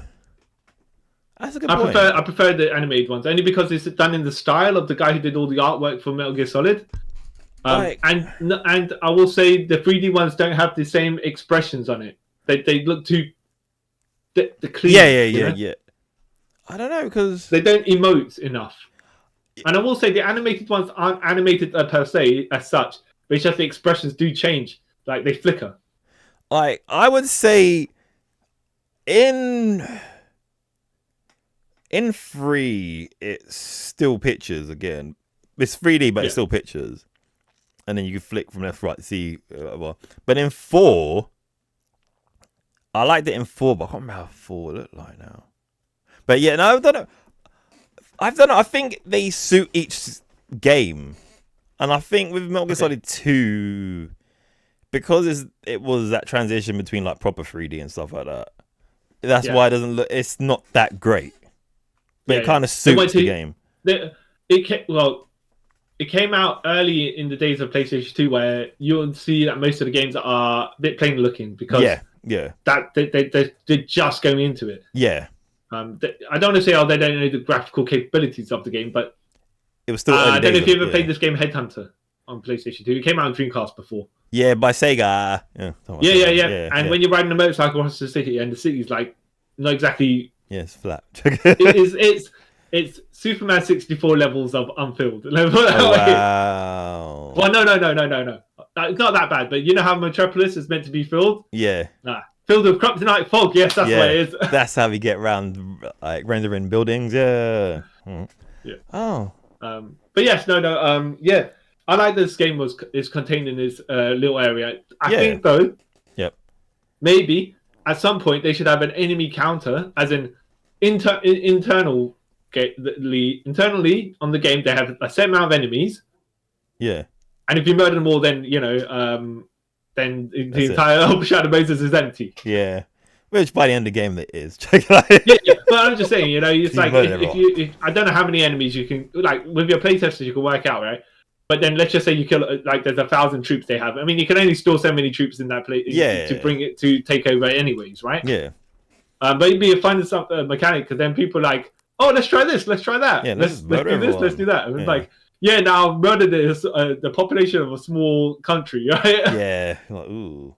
But then it'd be kind of bad. But then it'll take away the whole like element of stealth. But I get cool. I'm just walking around. Just going in. I know the bodies disappear, but it'd be funny if like I know the graphical capabilities, right? If you murdered all of them and then you're just walking over this corridor with all these dead bodies. All dead bodies there, like the cleaner will get that. You're like, there's no cleaner. Yeah. You accidentally and then you murder the cleaner as well. Yeah. Oh. Then like you're better off just nuking this place anyway, because yeah. Save this body, I guess. Oh. Mr. Spears. Oh man. Mm-hmm. But stealth, like the Snake had a cool looking stealth suit as well. Even though you couldn't see all the detail when it was on the PlayStation, right? But he looked cool. He looked good. Yeah. The suit looked good. I don't want to say like the painted on ads and stuff like that, but that's superhero suits and stuff like that nowadays anyway. So what can you say about that? Ahead of the time. Yeah. Snake. Yep. But each of the FOXHOUND also had distinctive looks to them as well. Yes. Yeah. Like, you had Mr. You had Robert Ocelot, who just was in a trench coat, which looked pretty cool, not going to lie. No, he had a trench coat, but he had a tie and waistcoat and all that stuff as well. And his handlebar mustache. Yeah, he was the one that looked so out of place out of them. Like he's like he was a cowboy, but kind of modern. Yeah, you're like, huh. And you're like a good 30 years older than everyone here. But all right, sure. Yeah. All right. Sniper Wolf looks cool. Yeah, Vulcan Raven doing the snake, liquid snake levels of I'm gonna peacock. Yeah, I'm gonna walk around topless in the Antarctic. With my machine gun and my Raven that talks. Yeah, well, I could say, I mean, I'm sure when you've run before, when you put a weighted backpack on or something like that, you get hot really quickly, right? Yeah. Yeah, so walking around with that massive tank full of bullets, you know what? Okay. I've drenching people's blood. Is it in the? Is it Twin Snakes or the? No, it must have been Twin Snakes where the Raven flies and goes into his head. Like, I can't remember something outrageous like that. Or it's like the Raven goes onto his. Comes from the tattoo or something like. I remember that the Ravens go and eat him after he dies. Yeah, I'm like, oh. I remember that, right? But I don't remember the other bit. Recycling. Oh, okay, yeah. Yeah. Because I thought when you beat him, because he just leaves a gun there. I was like, yeah, is that your next weapon? But then how do you carry that if you're meant to be stealth? So you play Dark Souls? Yeah. Once. So you know when you wear the heavier armor, you just get less maneuverability. Yeah. If you could pick it up, right? Obviously, it's gonna be super loud, so it's pointless or anything like that. But I suppose if you alert the guards, you can just run into one of the doors, right? Yeah. Into a specific area that only has one entrance, right? And then all the guards come, you can just mow them down. End them. Yeah, that's a good point. yeah. That's a good point. And then you got Sniper Wolf with her her warm jacket thing, right? Yeah, which is also low cut, but you're like, right? That's contradictory because when you want to be warm, you don't want to pull that zip down to, and of course as well, like that sniper battle we have with Arista in the snow, right? Yeah. Like, wouldn't you zip that up? Because most of the time she's lying in the snow to get the shot, but yeah, she wanted to die. I can't remember who it was, right? What's her name? It was in TNA. Yeah. She also doubled as Awesome Kong's manager. Yeah. Is it? She's also known as Cheerleader Melissa. Yeah, I know about. Yeah. I can't remember what her. I can't remember the character she was playing. The character name she was playing as the character there, but she had a kind of a biker jacket sort of thing as well. Yeah, like that was cut off at the abs area. Yeah, right. And but she'd wrestle in it, so she's wrestling around wherever you need to ventilate, right? So she put it down, right? Yeah, right. I should have an actual boob tube or whatever underneath, wherever the ladies wear the strap thing, the jig. But so she'd put it down, right, and then to get the heel heat, she'd then put it back up. And I was like, all right, okay, fine. She'd look at the I think she'd look at the audience, whatever, right? Whoever's cheering her on, right? And, because they're those are those sort of people, right? And if she just look at them and she'd zip up, like, and I'd no goodies for you. And I'm like, that's great. That's great. That's a great move right there. I don't want to say it's necessarily cheap heat or anything like that, but it's actually something that it's smart. Yeah. It's like, realistically, you guys, you're in the wrong for like sexualizing her. But she's in the wrong for letting you not sexualize her. Okay. Yeah. You know what? Yeah, like exactly. She's wrong. She did.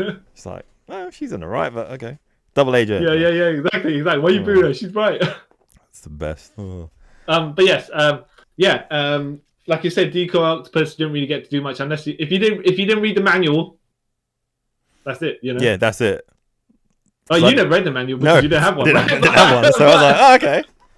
This guy just gone. But that manual for that is quite thick. Yeah, it is. Because I think it had a decent amount of sides on it. Yeah, because even Twin Snake one, that manual was quite big as well. Oh, okay. Yeah, because they had to have the backstories of the the Foxhound and the Colonel and all that other stuff, which I appreciate, by the way. Roy Campbell. You could just read the manual by itself, kind of get and kind of get a feel for what's going on. Roy Campbell. Yeah. Well, you said Psycho Mantis ready, which is in his GIMP outfit, which GIMP outfit with with the gas mask. Gas mask, yeah, and then you look at his shriveled face and you're like, ooh, yeah. No wonder. No wonder you want that gas mask. But to be fair as well, the way he looked emaciated and everything, it's just because he never needed to use his muscles. No, because he was all right, a telepath and telekinetic, isn't it? Really, yeah. I did like as well the fight how you had to unplug the pad. Yeah. Because they said, and then when it flickered the screen, it said Hideo on the stuff instead of video. I'm like, okay. I saw what you did there. Cool. But I did like as well when the Twin Snake version, if you had Zelda, a Mario game, or something else on your memory card, and he goes, I can read your thoughts. He says I see that you like this sort of game and blah blah blah. Like, oh, that's cool. All right, yeah. Yeah, in on the PlayStation version, if you had certain Konami games, they could read it as well. But because they didn't have any at that point, your mind is blank. What? Yeah. So he's going to be stupid. When he said, I was like, wait. I thought that he meant my memory card blank, but no, my memory card can't be blank because then I've lost everything. I had that panic, like, no. I need just imagine he did that, right? I would have cried. I was like, no, this is... Yeah, that was cool. Though I read, no, you didn't try it. Yeah, you can still dodge around for like 15 minutes or whatever. Yeah, without plugging in the Player 2 pad thing, right? Yeah, and it'll just be like, then you can find him normally eventually. Yeah, because I don't know why he would say surely he cussed you or something like that because he was like, because they redo it in another game. Oh, I think. There's some sort of thing like that in Metal Gear Solid 4, right? Yeah. And then, because it's a wireless controller, it was like, wait, huh? No, you can put your controller down, vibrate and stuff. And then it says it's going to do something. And then, because it's a wireless controller, it goes to switch to port 2. And then they kind of look to the camera and then look back like, I see what you did there. Yeah, okay. Yeah, that's pretty funny. Yeah. Pretty funny. Like nudge, wink, joke, right? Yeah, like that's what you did there. Fourth wall breaking. Yeah. Like what other boss fights? Have we gone through the entire lot of FOXHOUND? Yes. Did I miss anyone? I don't think we did. Yeah, I think we did, right? Yeah, because I think there's like technically 5 boss fights. Mm-hmm. Even though you fight some of them multiple times, like I think, like we said, Vulcan Raven, you find the tank and you fight in that meat locker thing. Yeah, you fight Sniper Wolf twice. Yeah, once in that stairwell, like corridor stairwell thing, and then in the little bit before you go downstairs into the Metal Gear base. You fight Revolver Ocelot in that little room with the tripwire. Yeah. Where that what's his name? The with I said his name earlier. Donald Anderson, aka the Dark Chief. Yeah, is tied up. Then you fight Ninja. Which, by the way, after you rescue him, and he was like, he says something that sounds like a massive conspiracy thing. Oh, you're trying to kill me too? Yeah. You're like, wait, what? And you're like, oh yeah, because this is him explaining that the DARPA chief is not the DARPA chief. Yeah. Because he was like, he had the mind, whatever it is. They couldn't have got the information from him. Yeah, because he was blah. Yeah, and then because he dies, a fox die as well, doesn't he? Yeah. That's when he's like having that mini heart attack thing, and then he hits you with his cane because he thinks you tried to put whoever it is tried to poison him as well. Yeah, Kevin Bacon. And at this point, you don't know what's going on. Yeah, and you're like, huh? Oh, they're trying to poison me too. They're trying to get rid of me too to cover up the conspiracy. Like, wait, what? Yeah. I think that's when I was like in the game, like conspiracy. I'm confused. I'm in. It's one of these things that as you're playing it, it unravels because you get so many, like, I don't want to say cliffhangers because they do resolve, but so many strings. You're like, huh? What does this mean? And what does that mean? And why is that person saying this? You know? And then later on. 5 games in, you're like, oh, okay, that's a callback to this. Yeah. It was funny as well because the only one that doesn't know Jack is Snake, who is the player. Yeah, he's literally you. You're like, wait, what? Yeah, because we were like, what? Why is everyone stabbing each other in the back or whatever it is, right? all logically speaking as well, not like swerves, but actual. They all have their reasoning. And you're like, wow, okay, I've just walked in here. And, like the only person who really doesn't have any like two people have no alternative motives in this game is like Mei Ling and the Colonel. Yeah, Other than that, everyone's got their own. I think and in the supplemental material, I think in the book the Colonel's got a bit of a because you know the bit where they take over. Yeah. The FBI, the CIA, right? Yeah. I think there's a bit more of an explanation of what's going on there when the Colonel's not there in the book. Yeah. Okay. Because they I think in one of the scenes it says so the book came out after number 2. Yeah. I think. So it's got all this other stuff that's about the Patriots and stuff like that. Yeah, the Patriots. So it's got it. It references stuff like a callback and a call forward. It knows what's going on. Yeah, it kind of makes sense because in number 2, I'm not going to speak much about it. It explains why the Colonel is and isn't there. Yeah. Nudge, wink. Yeah, that makes sense. Yeah, because then in number 4 they can't explain. Yep. Never mind. Yep. Yeah. So even Octopus doesn't really have an agenda other than trying to let Sniper Wolf live. Yeah. Sniper Wolf seems like she don't really want to live herself. Kind of. Yeah. Just let me die on the battlefield. Yes. Yeah. With my gun and my wolves. And okay. And then literally it feels like you shoot her in the face and put a cloth over it. Yeah. Cause Wait, do you shoot her? I don't know because I just remember that she's got a you put the handkerchief over her, innit? Yeah. So maybe he shoots her in the heart. I don't know, right? But she is dying at that point, right? But it'd be messed up to shoot her in the face. Yeah, like now they can't. She can't have a decent funeral because you shot her in the face. Yeah. Wow. Not that they're gonna bury any of the people in. No. They're all getting unmarked graves. Yeah. They're all getting unmarked but graves. In the game as well, they just disappear, so it doesn't really matter, right? No, yeah. Oh, imagine that. Having to get all their bodies. Well, them to bury Raven because he's one with the Earth again, so that's fine. Yeah. Oh, but that's one way of putting it, right? It's still weird. Yeah. It's funny as well how they draw the line between the people that are relevant to the story and when they die is significant, right? Which is most of the Foxhound, right? Yeah. And then you got the random jabroni genome soldiers, which you just snap the necks left, right, and center, and you're like, no one cares about these guys. Yeah, no one cares about them. Yeah. Who cares? Yeah. Who are technically just clones of each other anyway, but yeah. Yeah. Oh. Exactly. Poor guys. Yeah, it's and they're faceless as well. You know how they just got variations of the same clothes and stuff like that. Yeah, like, same masks and whatever. Yeah. You're Soldier 237. Oh, okay. Yeah. If this was like the Stormtroopers, right? Yeah, basically, yeah. Or if this was a martial arts movie, it'd be the same stuntmen that came back after you beat them up in the first fight, and they just like, You're Troy. Okay. Yeah. Thanks. Oh man, that's great. Yeah. But like we were saying before, like the voice acting is really, really good in this, and I'd say it's decently good in Twin Snakes as well. Yeah. I just didn't get attached to them as much for some reason. I don't know what it was. Maybe it's because Snake was a bit too fantastical.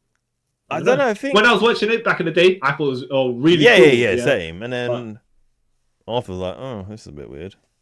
Yeah. I know in Twin Snake though, 2 of the voices are different.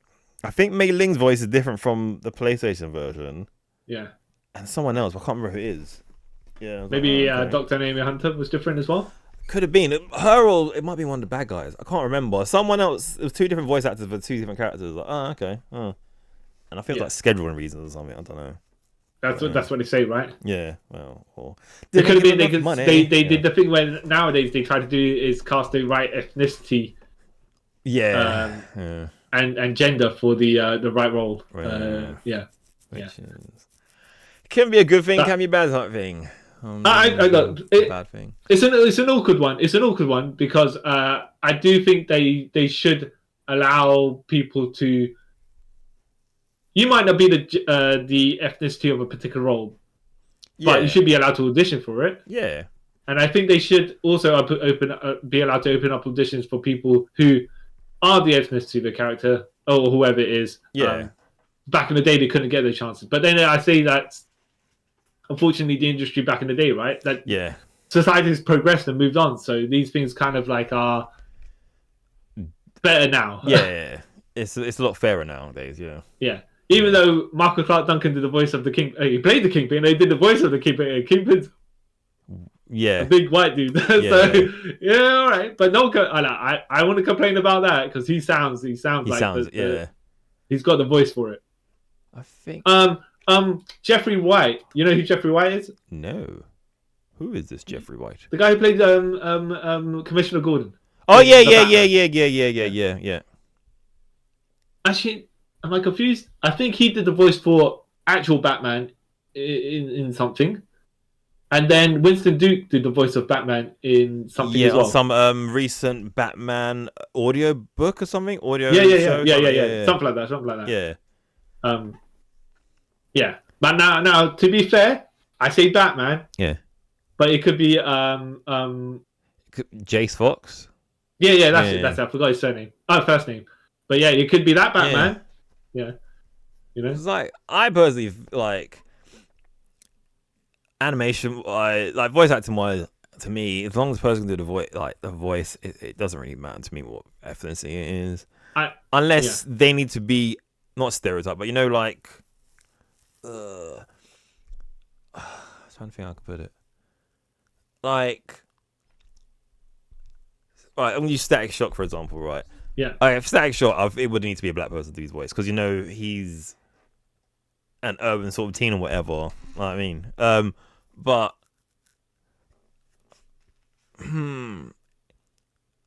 I don't know how I really.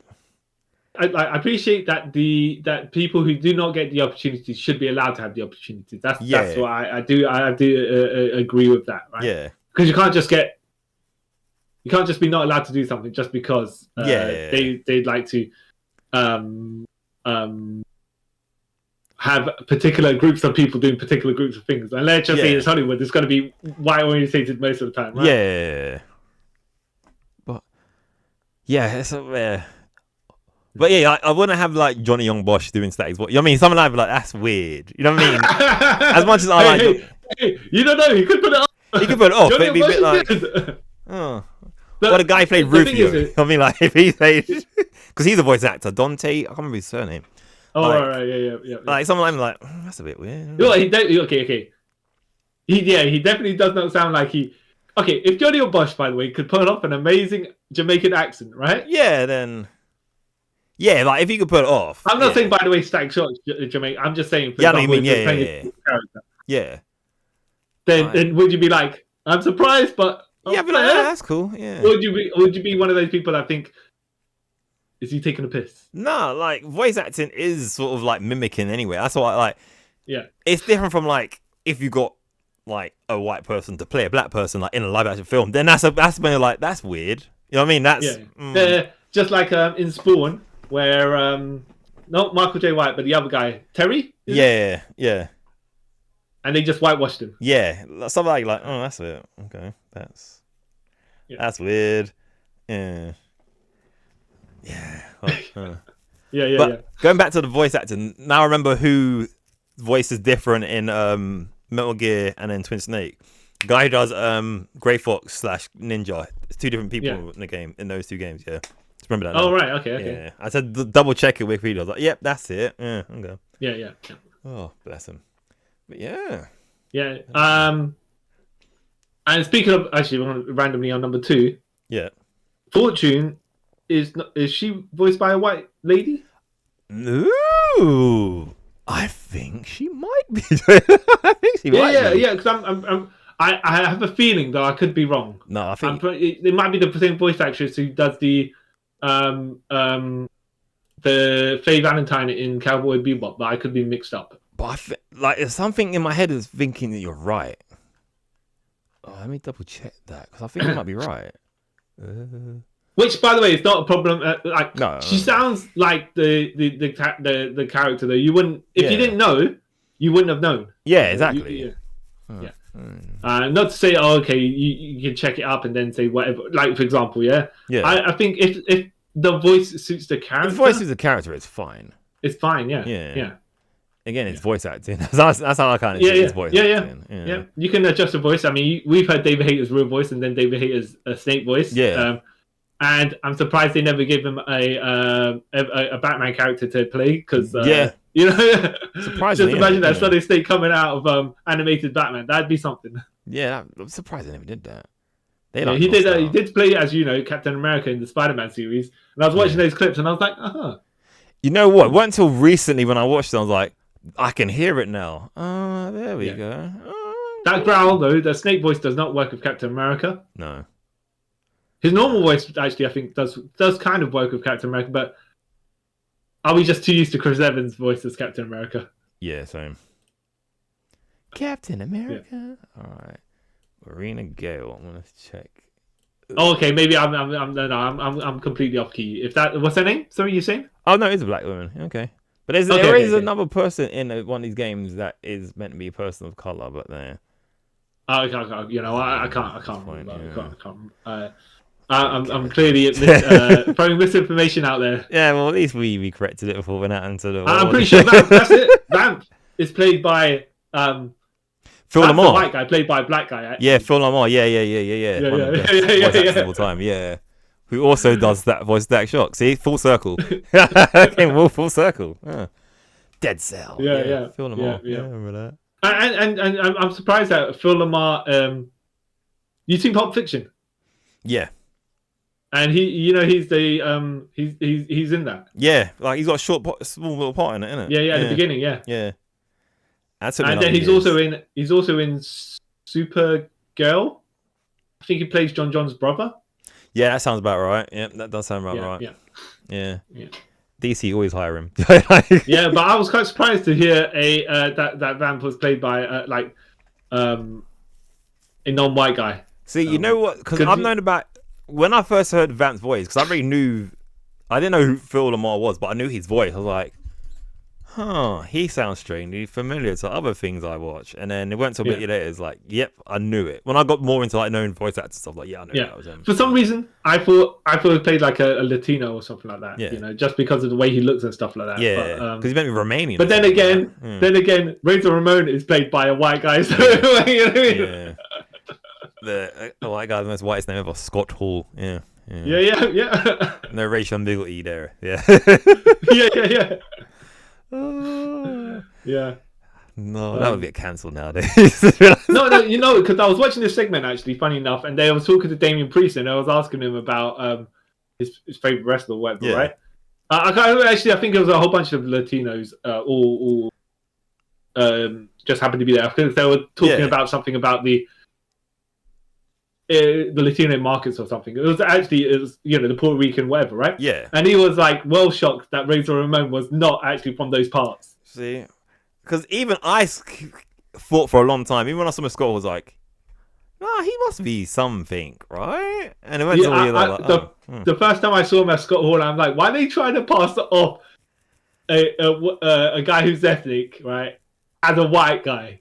Oh, please. The whitewashing that's going on here. See, I didn't notice because he looked kind of tan. I was like, oh, okay. Oh, well, But no, he's a white dude.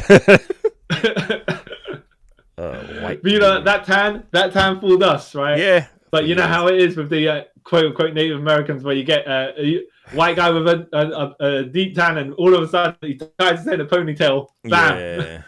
Oh, seems to go. Yeah. Yeah. No, to Tonka, he actually is Native American. Oh yeah, and you're thinking them having the gimmicks, and you're like, they're not really whatever their gimmicks are. Yeah. But no, sometimes they are. So, you're like, oh, okay.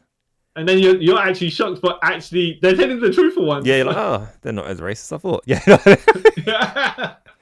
Oh. Yeah. I was reading somewhere as well that Hideo Kojima was not particularly happy that David Hayter was voicing the Snake, because he wanted a real voice actor or something like that, or real Hollywood, whatever, right? I'm like, but this guy got the role. He made the role significant, right? Yeah. Out of nowhere, like, and I didn't hear of David Hayter before this, unless you watched.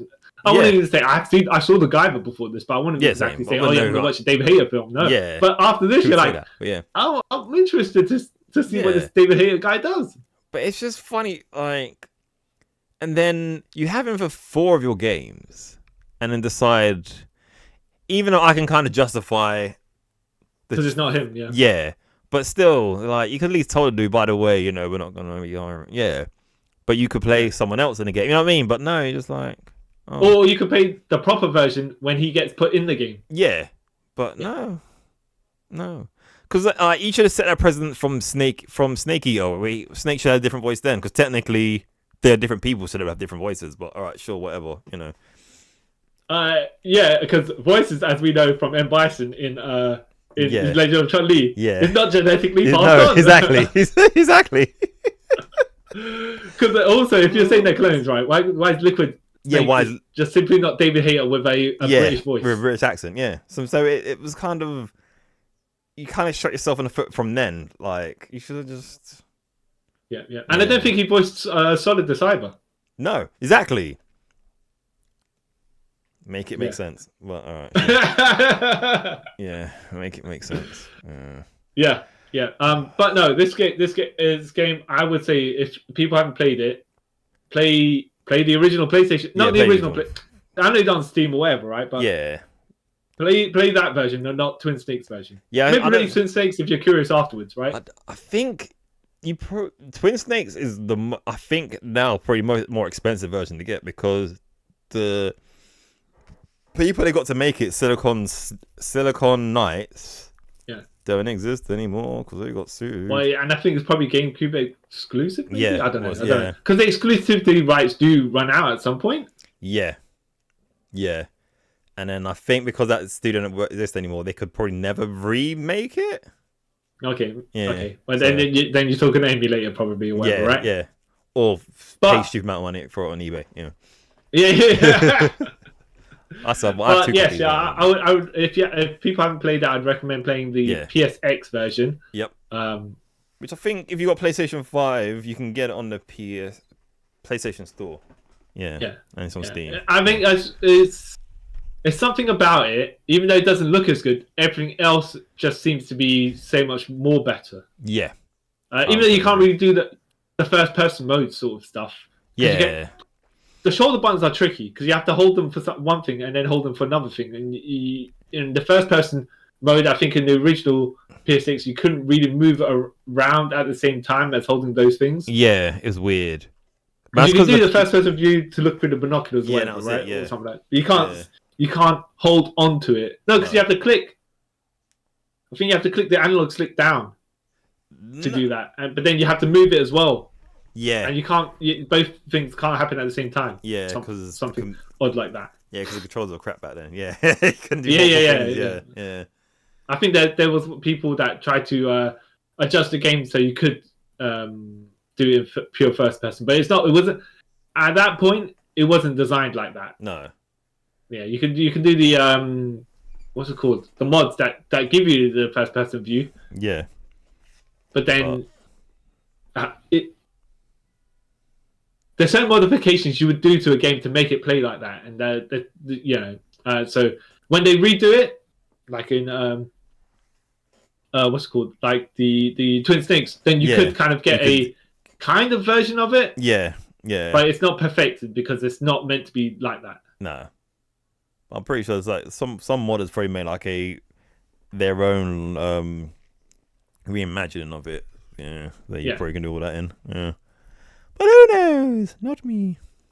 Yeah, but yes, I really enjoyed this game back in the day. I probably still enjoy it now, even though when you got to be aware when you're sitting down to play this game, 90% of the game is probably cutscenes. yeah. And I see that depending on how many times you talk to everyone. Yeah, because they do say a lot of different things each time. Yeah, you can learn a lot from people in that game. People just talk. If you're just playing it straightforward, you'd probably like you say, about 9 hours or something like that. Yeah, Just getting to certain cutscenes, getting certain about information. Or if you're trying to exhaust all the information and stuff, it could go on. It does go on for a while. Yeah. Yeah. Yeah, man. Game's amazing. I will say as well, like you, in my top. Well, you're saying the entire Metal Gear. Yep. Franchise in your top 5. It's what top 5, yeah. Okay, but if I said individual.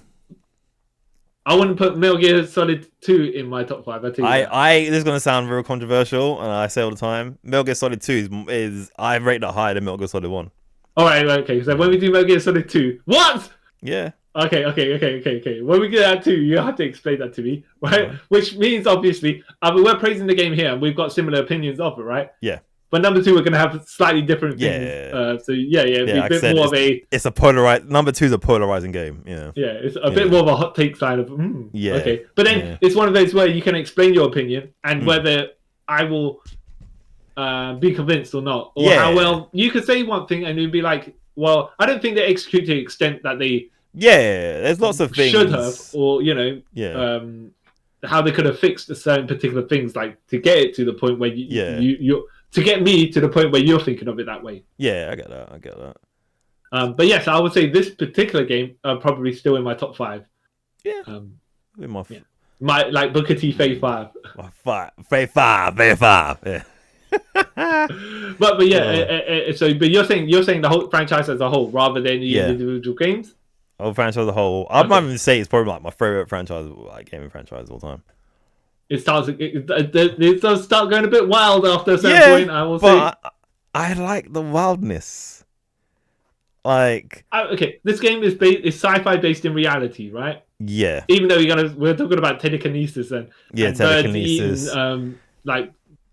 Eating the bones of Vulcan Raven as well, by the way, because nothing. All that's left is the metal tank, Yeah. Not even the trousers or anything like that. No, his shoes, nothing, right? They recycle his entire body got absorbed. Yeah.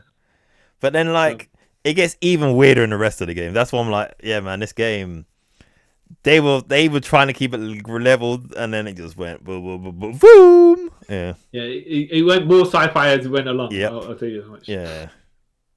Cocaine, man. That's what I'm saying. Cocaine. Yeah. But no, I would recommend 2 thumbs up for anyone who wants to play this game. Yeah, 2. So you gotta not necessarily say, set your expectations, but be prepared to be absorbed in the game. Yeah. Even though as far as the gameplay goes, there's probably about 2 hours, 3 hours of actual. Like if you know what you're doing, right.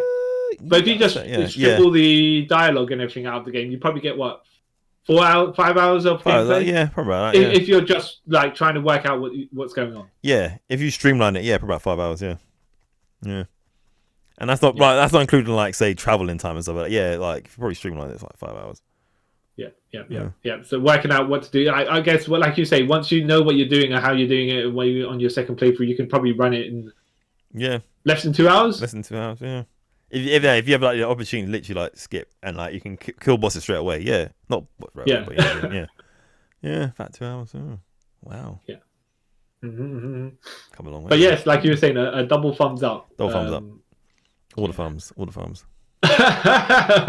All the thumbs. Oh, man. Hands and toes, right? Yep. If you got 4 feet, extra 4 thumbs. Big toes, whatever. Yeah.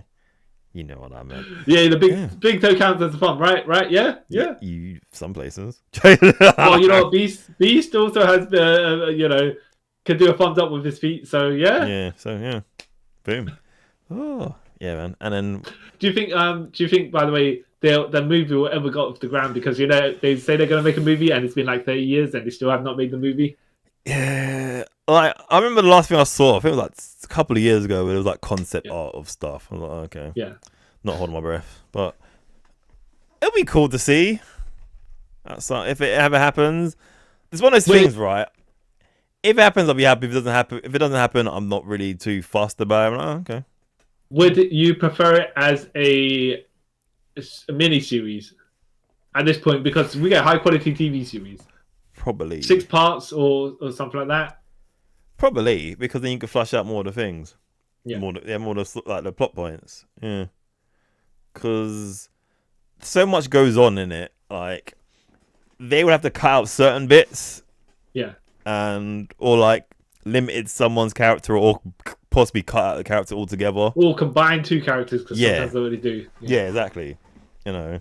We don't have room for Meryl and Otacon. We'll just combine her. Yeah, to Mericon, yeah. Yeah.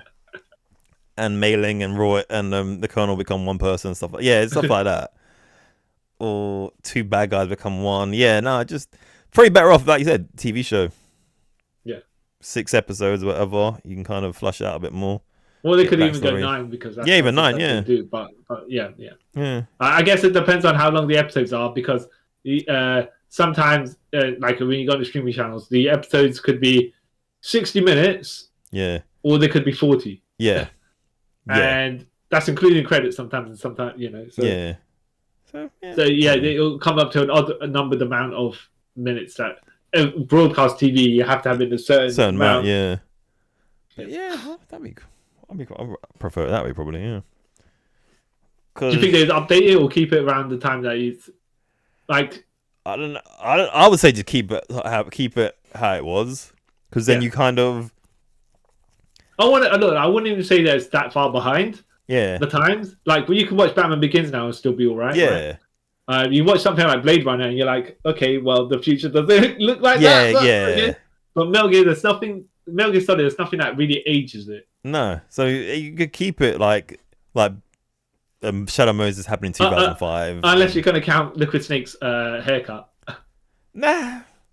2005 people maybe have that haircut. I don't know. No, but will someone from nowadays have that haircut? Yeah, that's what I'm saying. Yeah, so yeah, man, keep it 2005.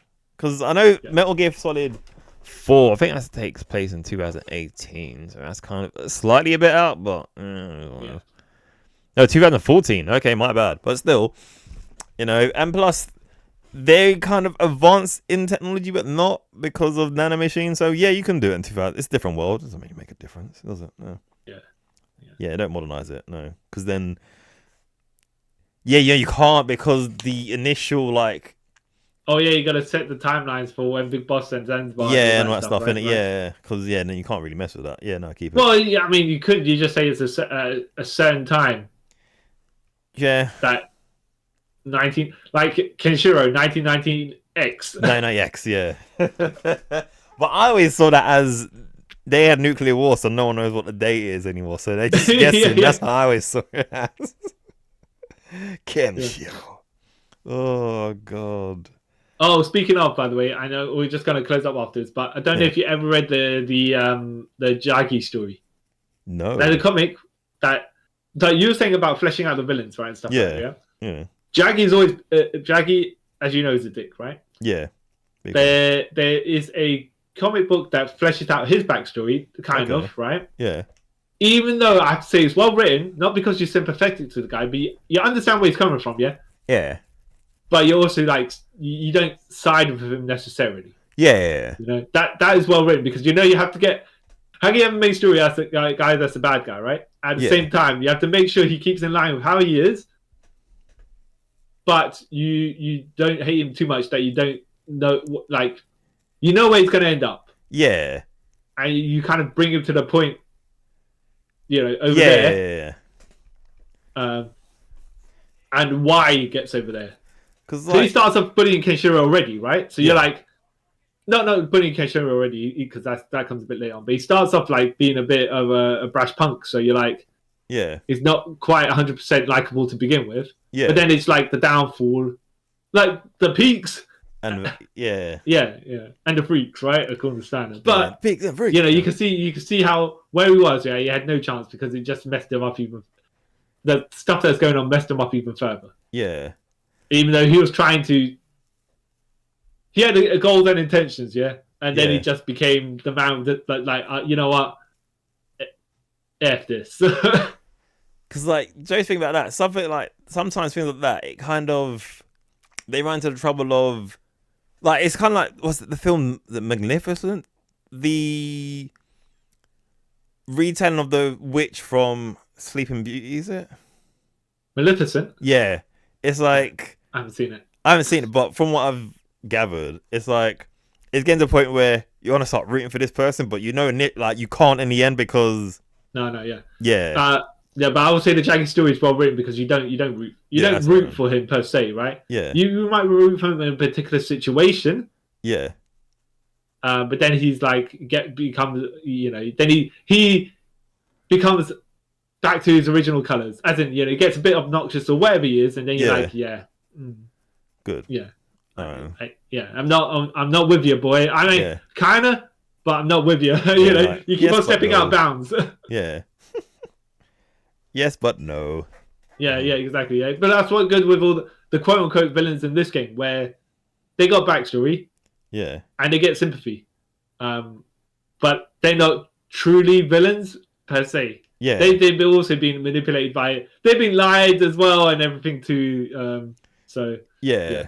What can you say? They think they're going there for one particular thing, and it turns out the man behind the man behind the man, who knows stuff that is not telling everybody about, actually is doing something else. Yeah. The man behind the man behind the man. Sorry. Yeah. And none of this gets sorted out in number 2 anyways. No. I still don't even know what the plan is. Jeez. No, you're not meant to. Exactly. Does he? Did Kojima actually know what the plan is? I don't know. No, there's a point in my life where I thought, you know what, he kind of knows what he's doing, and then more and more every game's like, nah, he's like. He has like probably like the most thinnest of outlines, and everything else is just like what he felt on that day. And then he, in the end, like, okay, I need to try and wheel this in somehow to make it all connect. And okay. Yeah. Speaking of, I believe I read somewhere that the cyborg ninja wasn't originally in the story. Yeah. But he saw the artist, the guy doing the artwork for the Metal Gear. Yeah. He saw the drawing of the ninja. Yeah. And he's like, oh well, let's not waste it. Let's put it in. There you go. See. And then they wrote the whole Grey Fox thing. See, there you go. Which Grey Fox was also still a ninja in Metal Gear 2, but hey. Yeah. Actually, was he a ninja? No, there was a ninja. There was a ninja in Metal Gear 2, but it wasn't Grey Fox. But Grey Fox was also in Metal Gear 2, yeah. No. Grey Fox was in Metal Gear 2? No, Metal Gear Solid 2. Oh, well, Metal Gear 2. Yeah. Yeah. Yes. Yeah. But yes, we'll get to Metal Gear Solid 2. Yeah. Later on. Yes. Because that's my game, dog. Yeah. yeah. It, your game. Yeah, man. I love it. Like it came out such a good year and everything. I don't know. I just have like fun, awesome memories of that game. Oh. Yeah. I love Yeah, it. Triple S, the solid state simulation. That's what. Yep. Yeah. But let's not start tipping the scales towards that direction yet, because otherwise we're gonna start going into that, which we don't want to do right now. That can of worms, yeah. The best can of worms. I love it. Yeah, exactly. So I am the I'm the Asian that Solid Snake tries to flirt with while I'm trying to make saves for him, but he didn't. Suai-chan? And I am the man who walks around in a low-cut V in the snow because, nanobots. Because somehow everyone in these games have nanobots. Yeah. And yes, thank you for... No, I was going to say, didn't they say something about, the soldiers that are wearing the white suits? Yeah. Don't get cold or something like that? Yeah, because the nanobots cut off that... Yeah. Not motion, that's sensitive, whatever it is. Yeah. Like, what? Yeah, like what? Game okay. Doesn't... Yeah. Nanobots are the cure to everything in these games, man. Cure and not cure, but yeah. Which comes back in Metal Gear Solid 4. But anyway, yes. Thank you for listening to us speak about the legendary series the legendary entry of a great series, Metal Gear Solid. The Shadow Moses incident, which is what I would call the film Metal Gear Solid Shadow Moses incident. But anyways, there is a band called Shadow Moses because they took the name off this. I thought so. Because if I was a wrestler, my finish was gonna be named off the Metal Gear Solid thing. Oh, I thought you were gonna say, how like from parts unknown, right? Yeah. From Shadow Moses Island. Well, because I remember my finish would have been Shadow Moses. One would have been called the Big Shell incident, which is Metal Gear Solid 2, and so forth. I was like, nah. Yeah, but whenever I played you come out with the the SWAT, not the SWAT gear, but you know the stealth suit. Stealth suit, yeah, man. Mm-hmm. Yeah. And then yeah. Because even like in wrestling games, like when you can name your finishers, that's what mine will call like Big Shell dude. and Shadow Moses. It was great, man. But yeah, thank you for listening to us. Talking about Metal Gear Solid. Did you play Metal Gear Solid, or do you still play Metal Gear Solid? Do you know anything about Metal Gear Solid? Would you like to know more? Let us know in the comments down below. If you're watching on YouTube, and also while you're there, don't forget to give us a like, share, subscribe. Also, if you didn't listen to this on the audio, don't forget to give us a 5-star review or a review or whatever number. I'm not telling you what to do because that would be tampering. I don't know. It's just saying words. And also, don't forget to follow us on Instagram and Twitter. Our Instagram and Twitter handle we can found on the top of the screen if you're watching this YouTube. If not, if you're listening to Audio Realms in the description part, it's all there. Link to it. And yes, thank you guys once again. And we will see you in the next one. And let me do our little motto, as we will say. And thank you for taking a trip with us around the multiverse. Bye. Wow. And this is what I'm going to put in. Snake. Dun, dun, dun. Yeah. See you guys later. You play the little, you know, the game over. Yeah. Snake,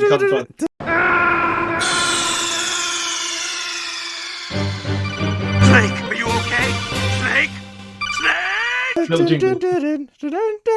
Snake. Yep. Or Time Paradox, which is in. I can't. No, it's a spoiler for the next one. See you guys later.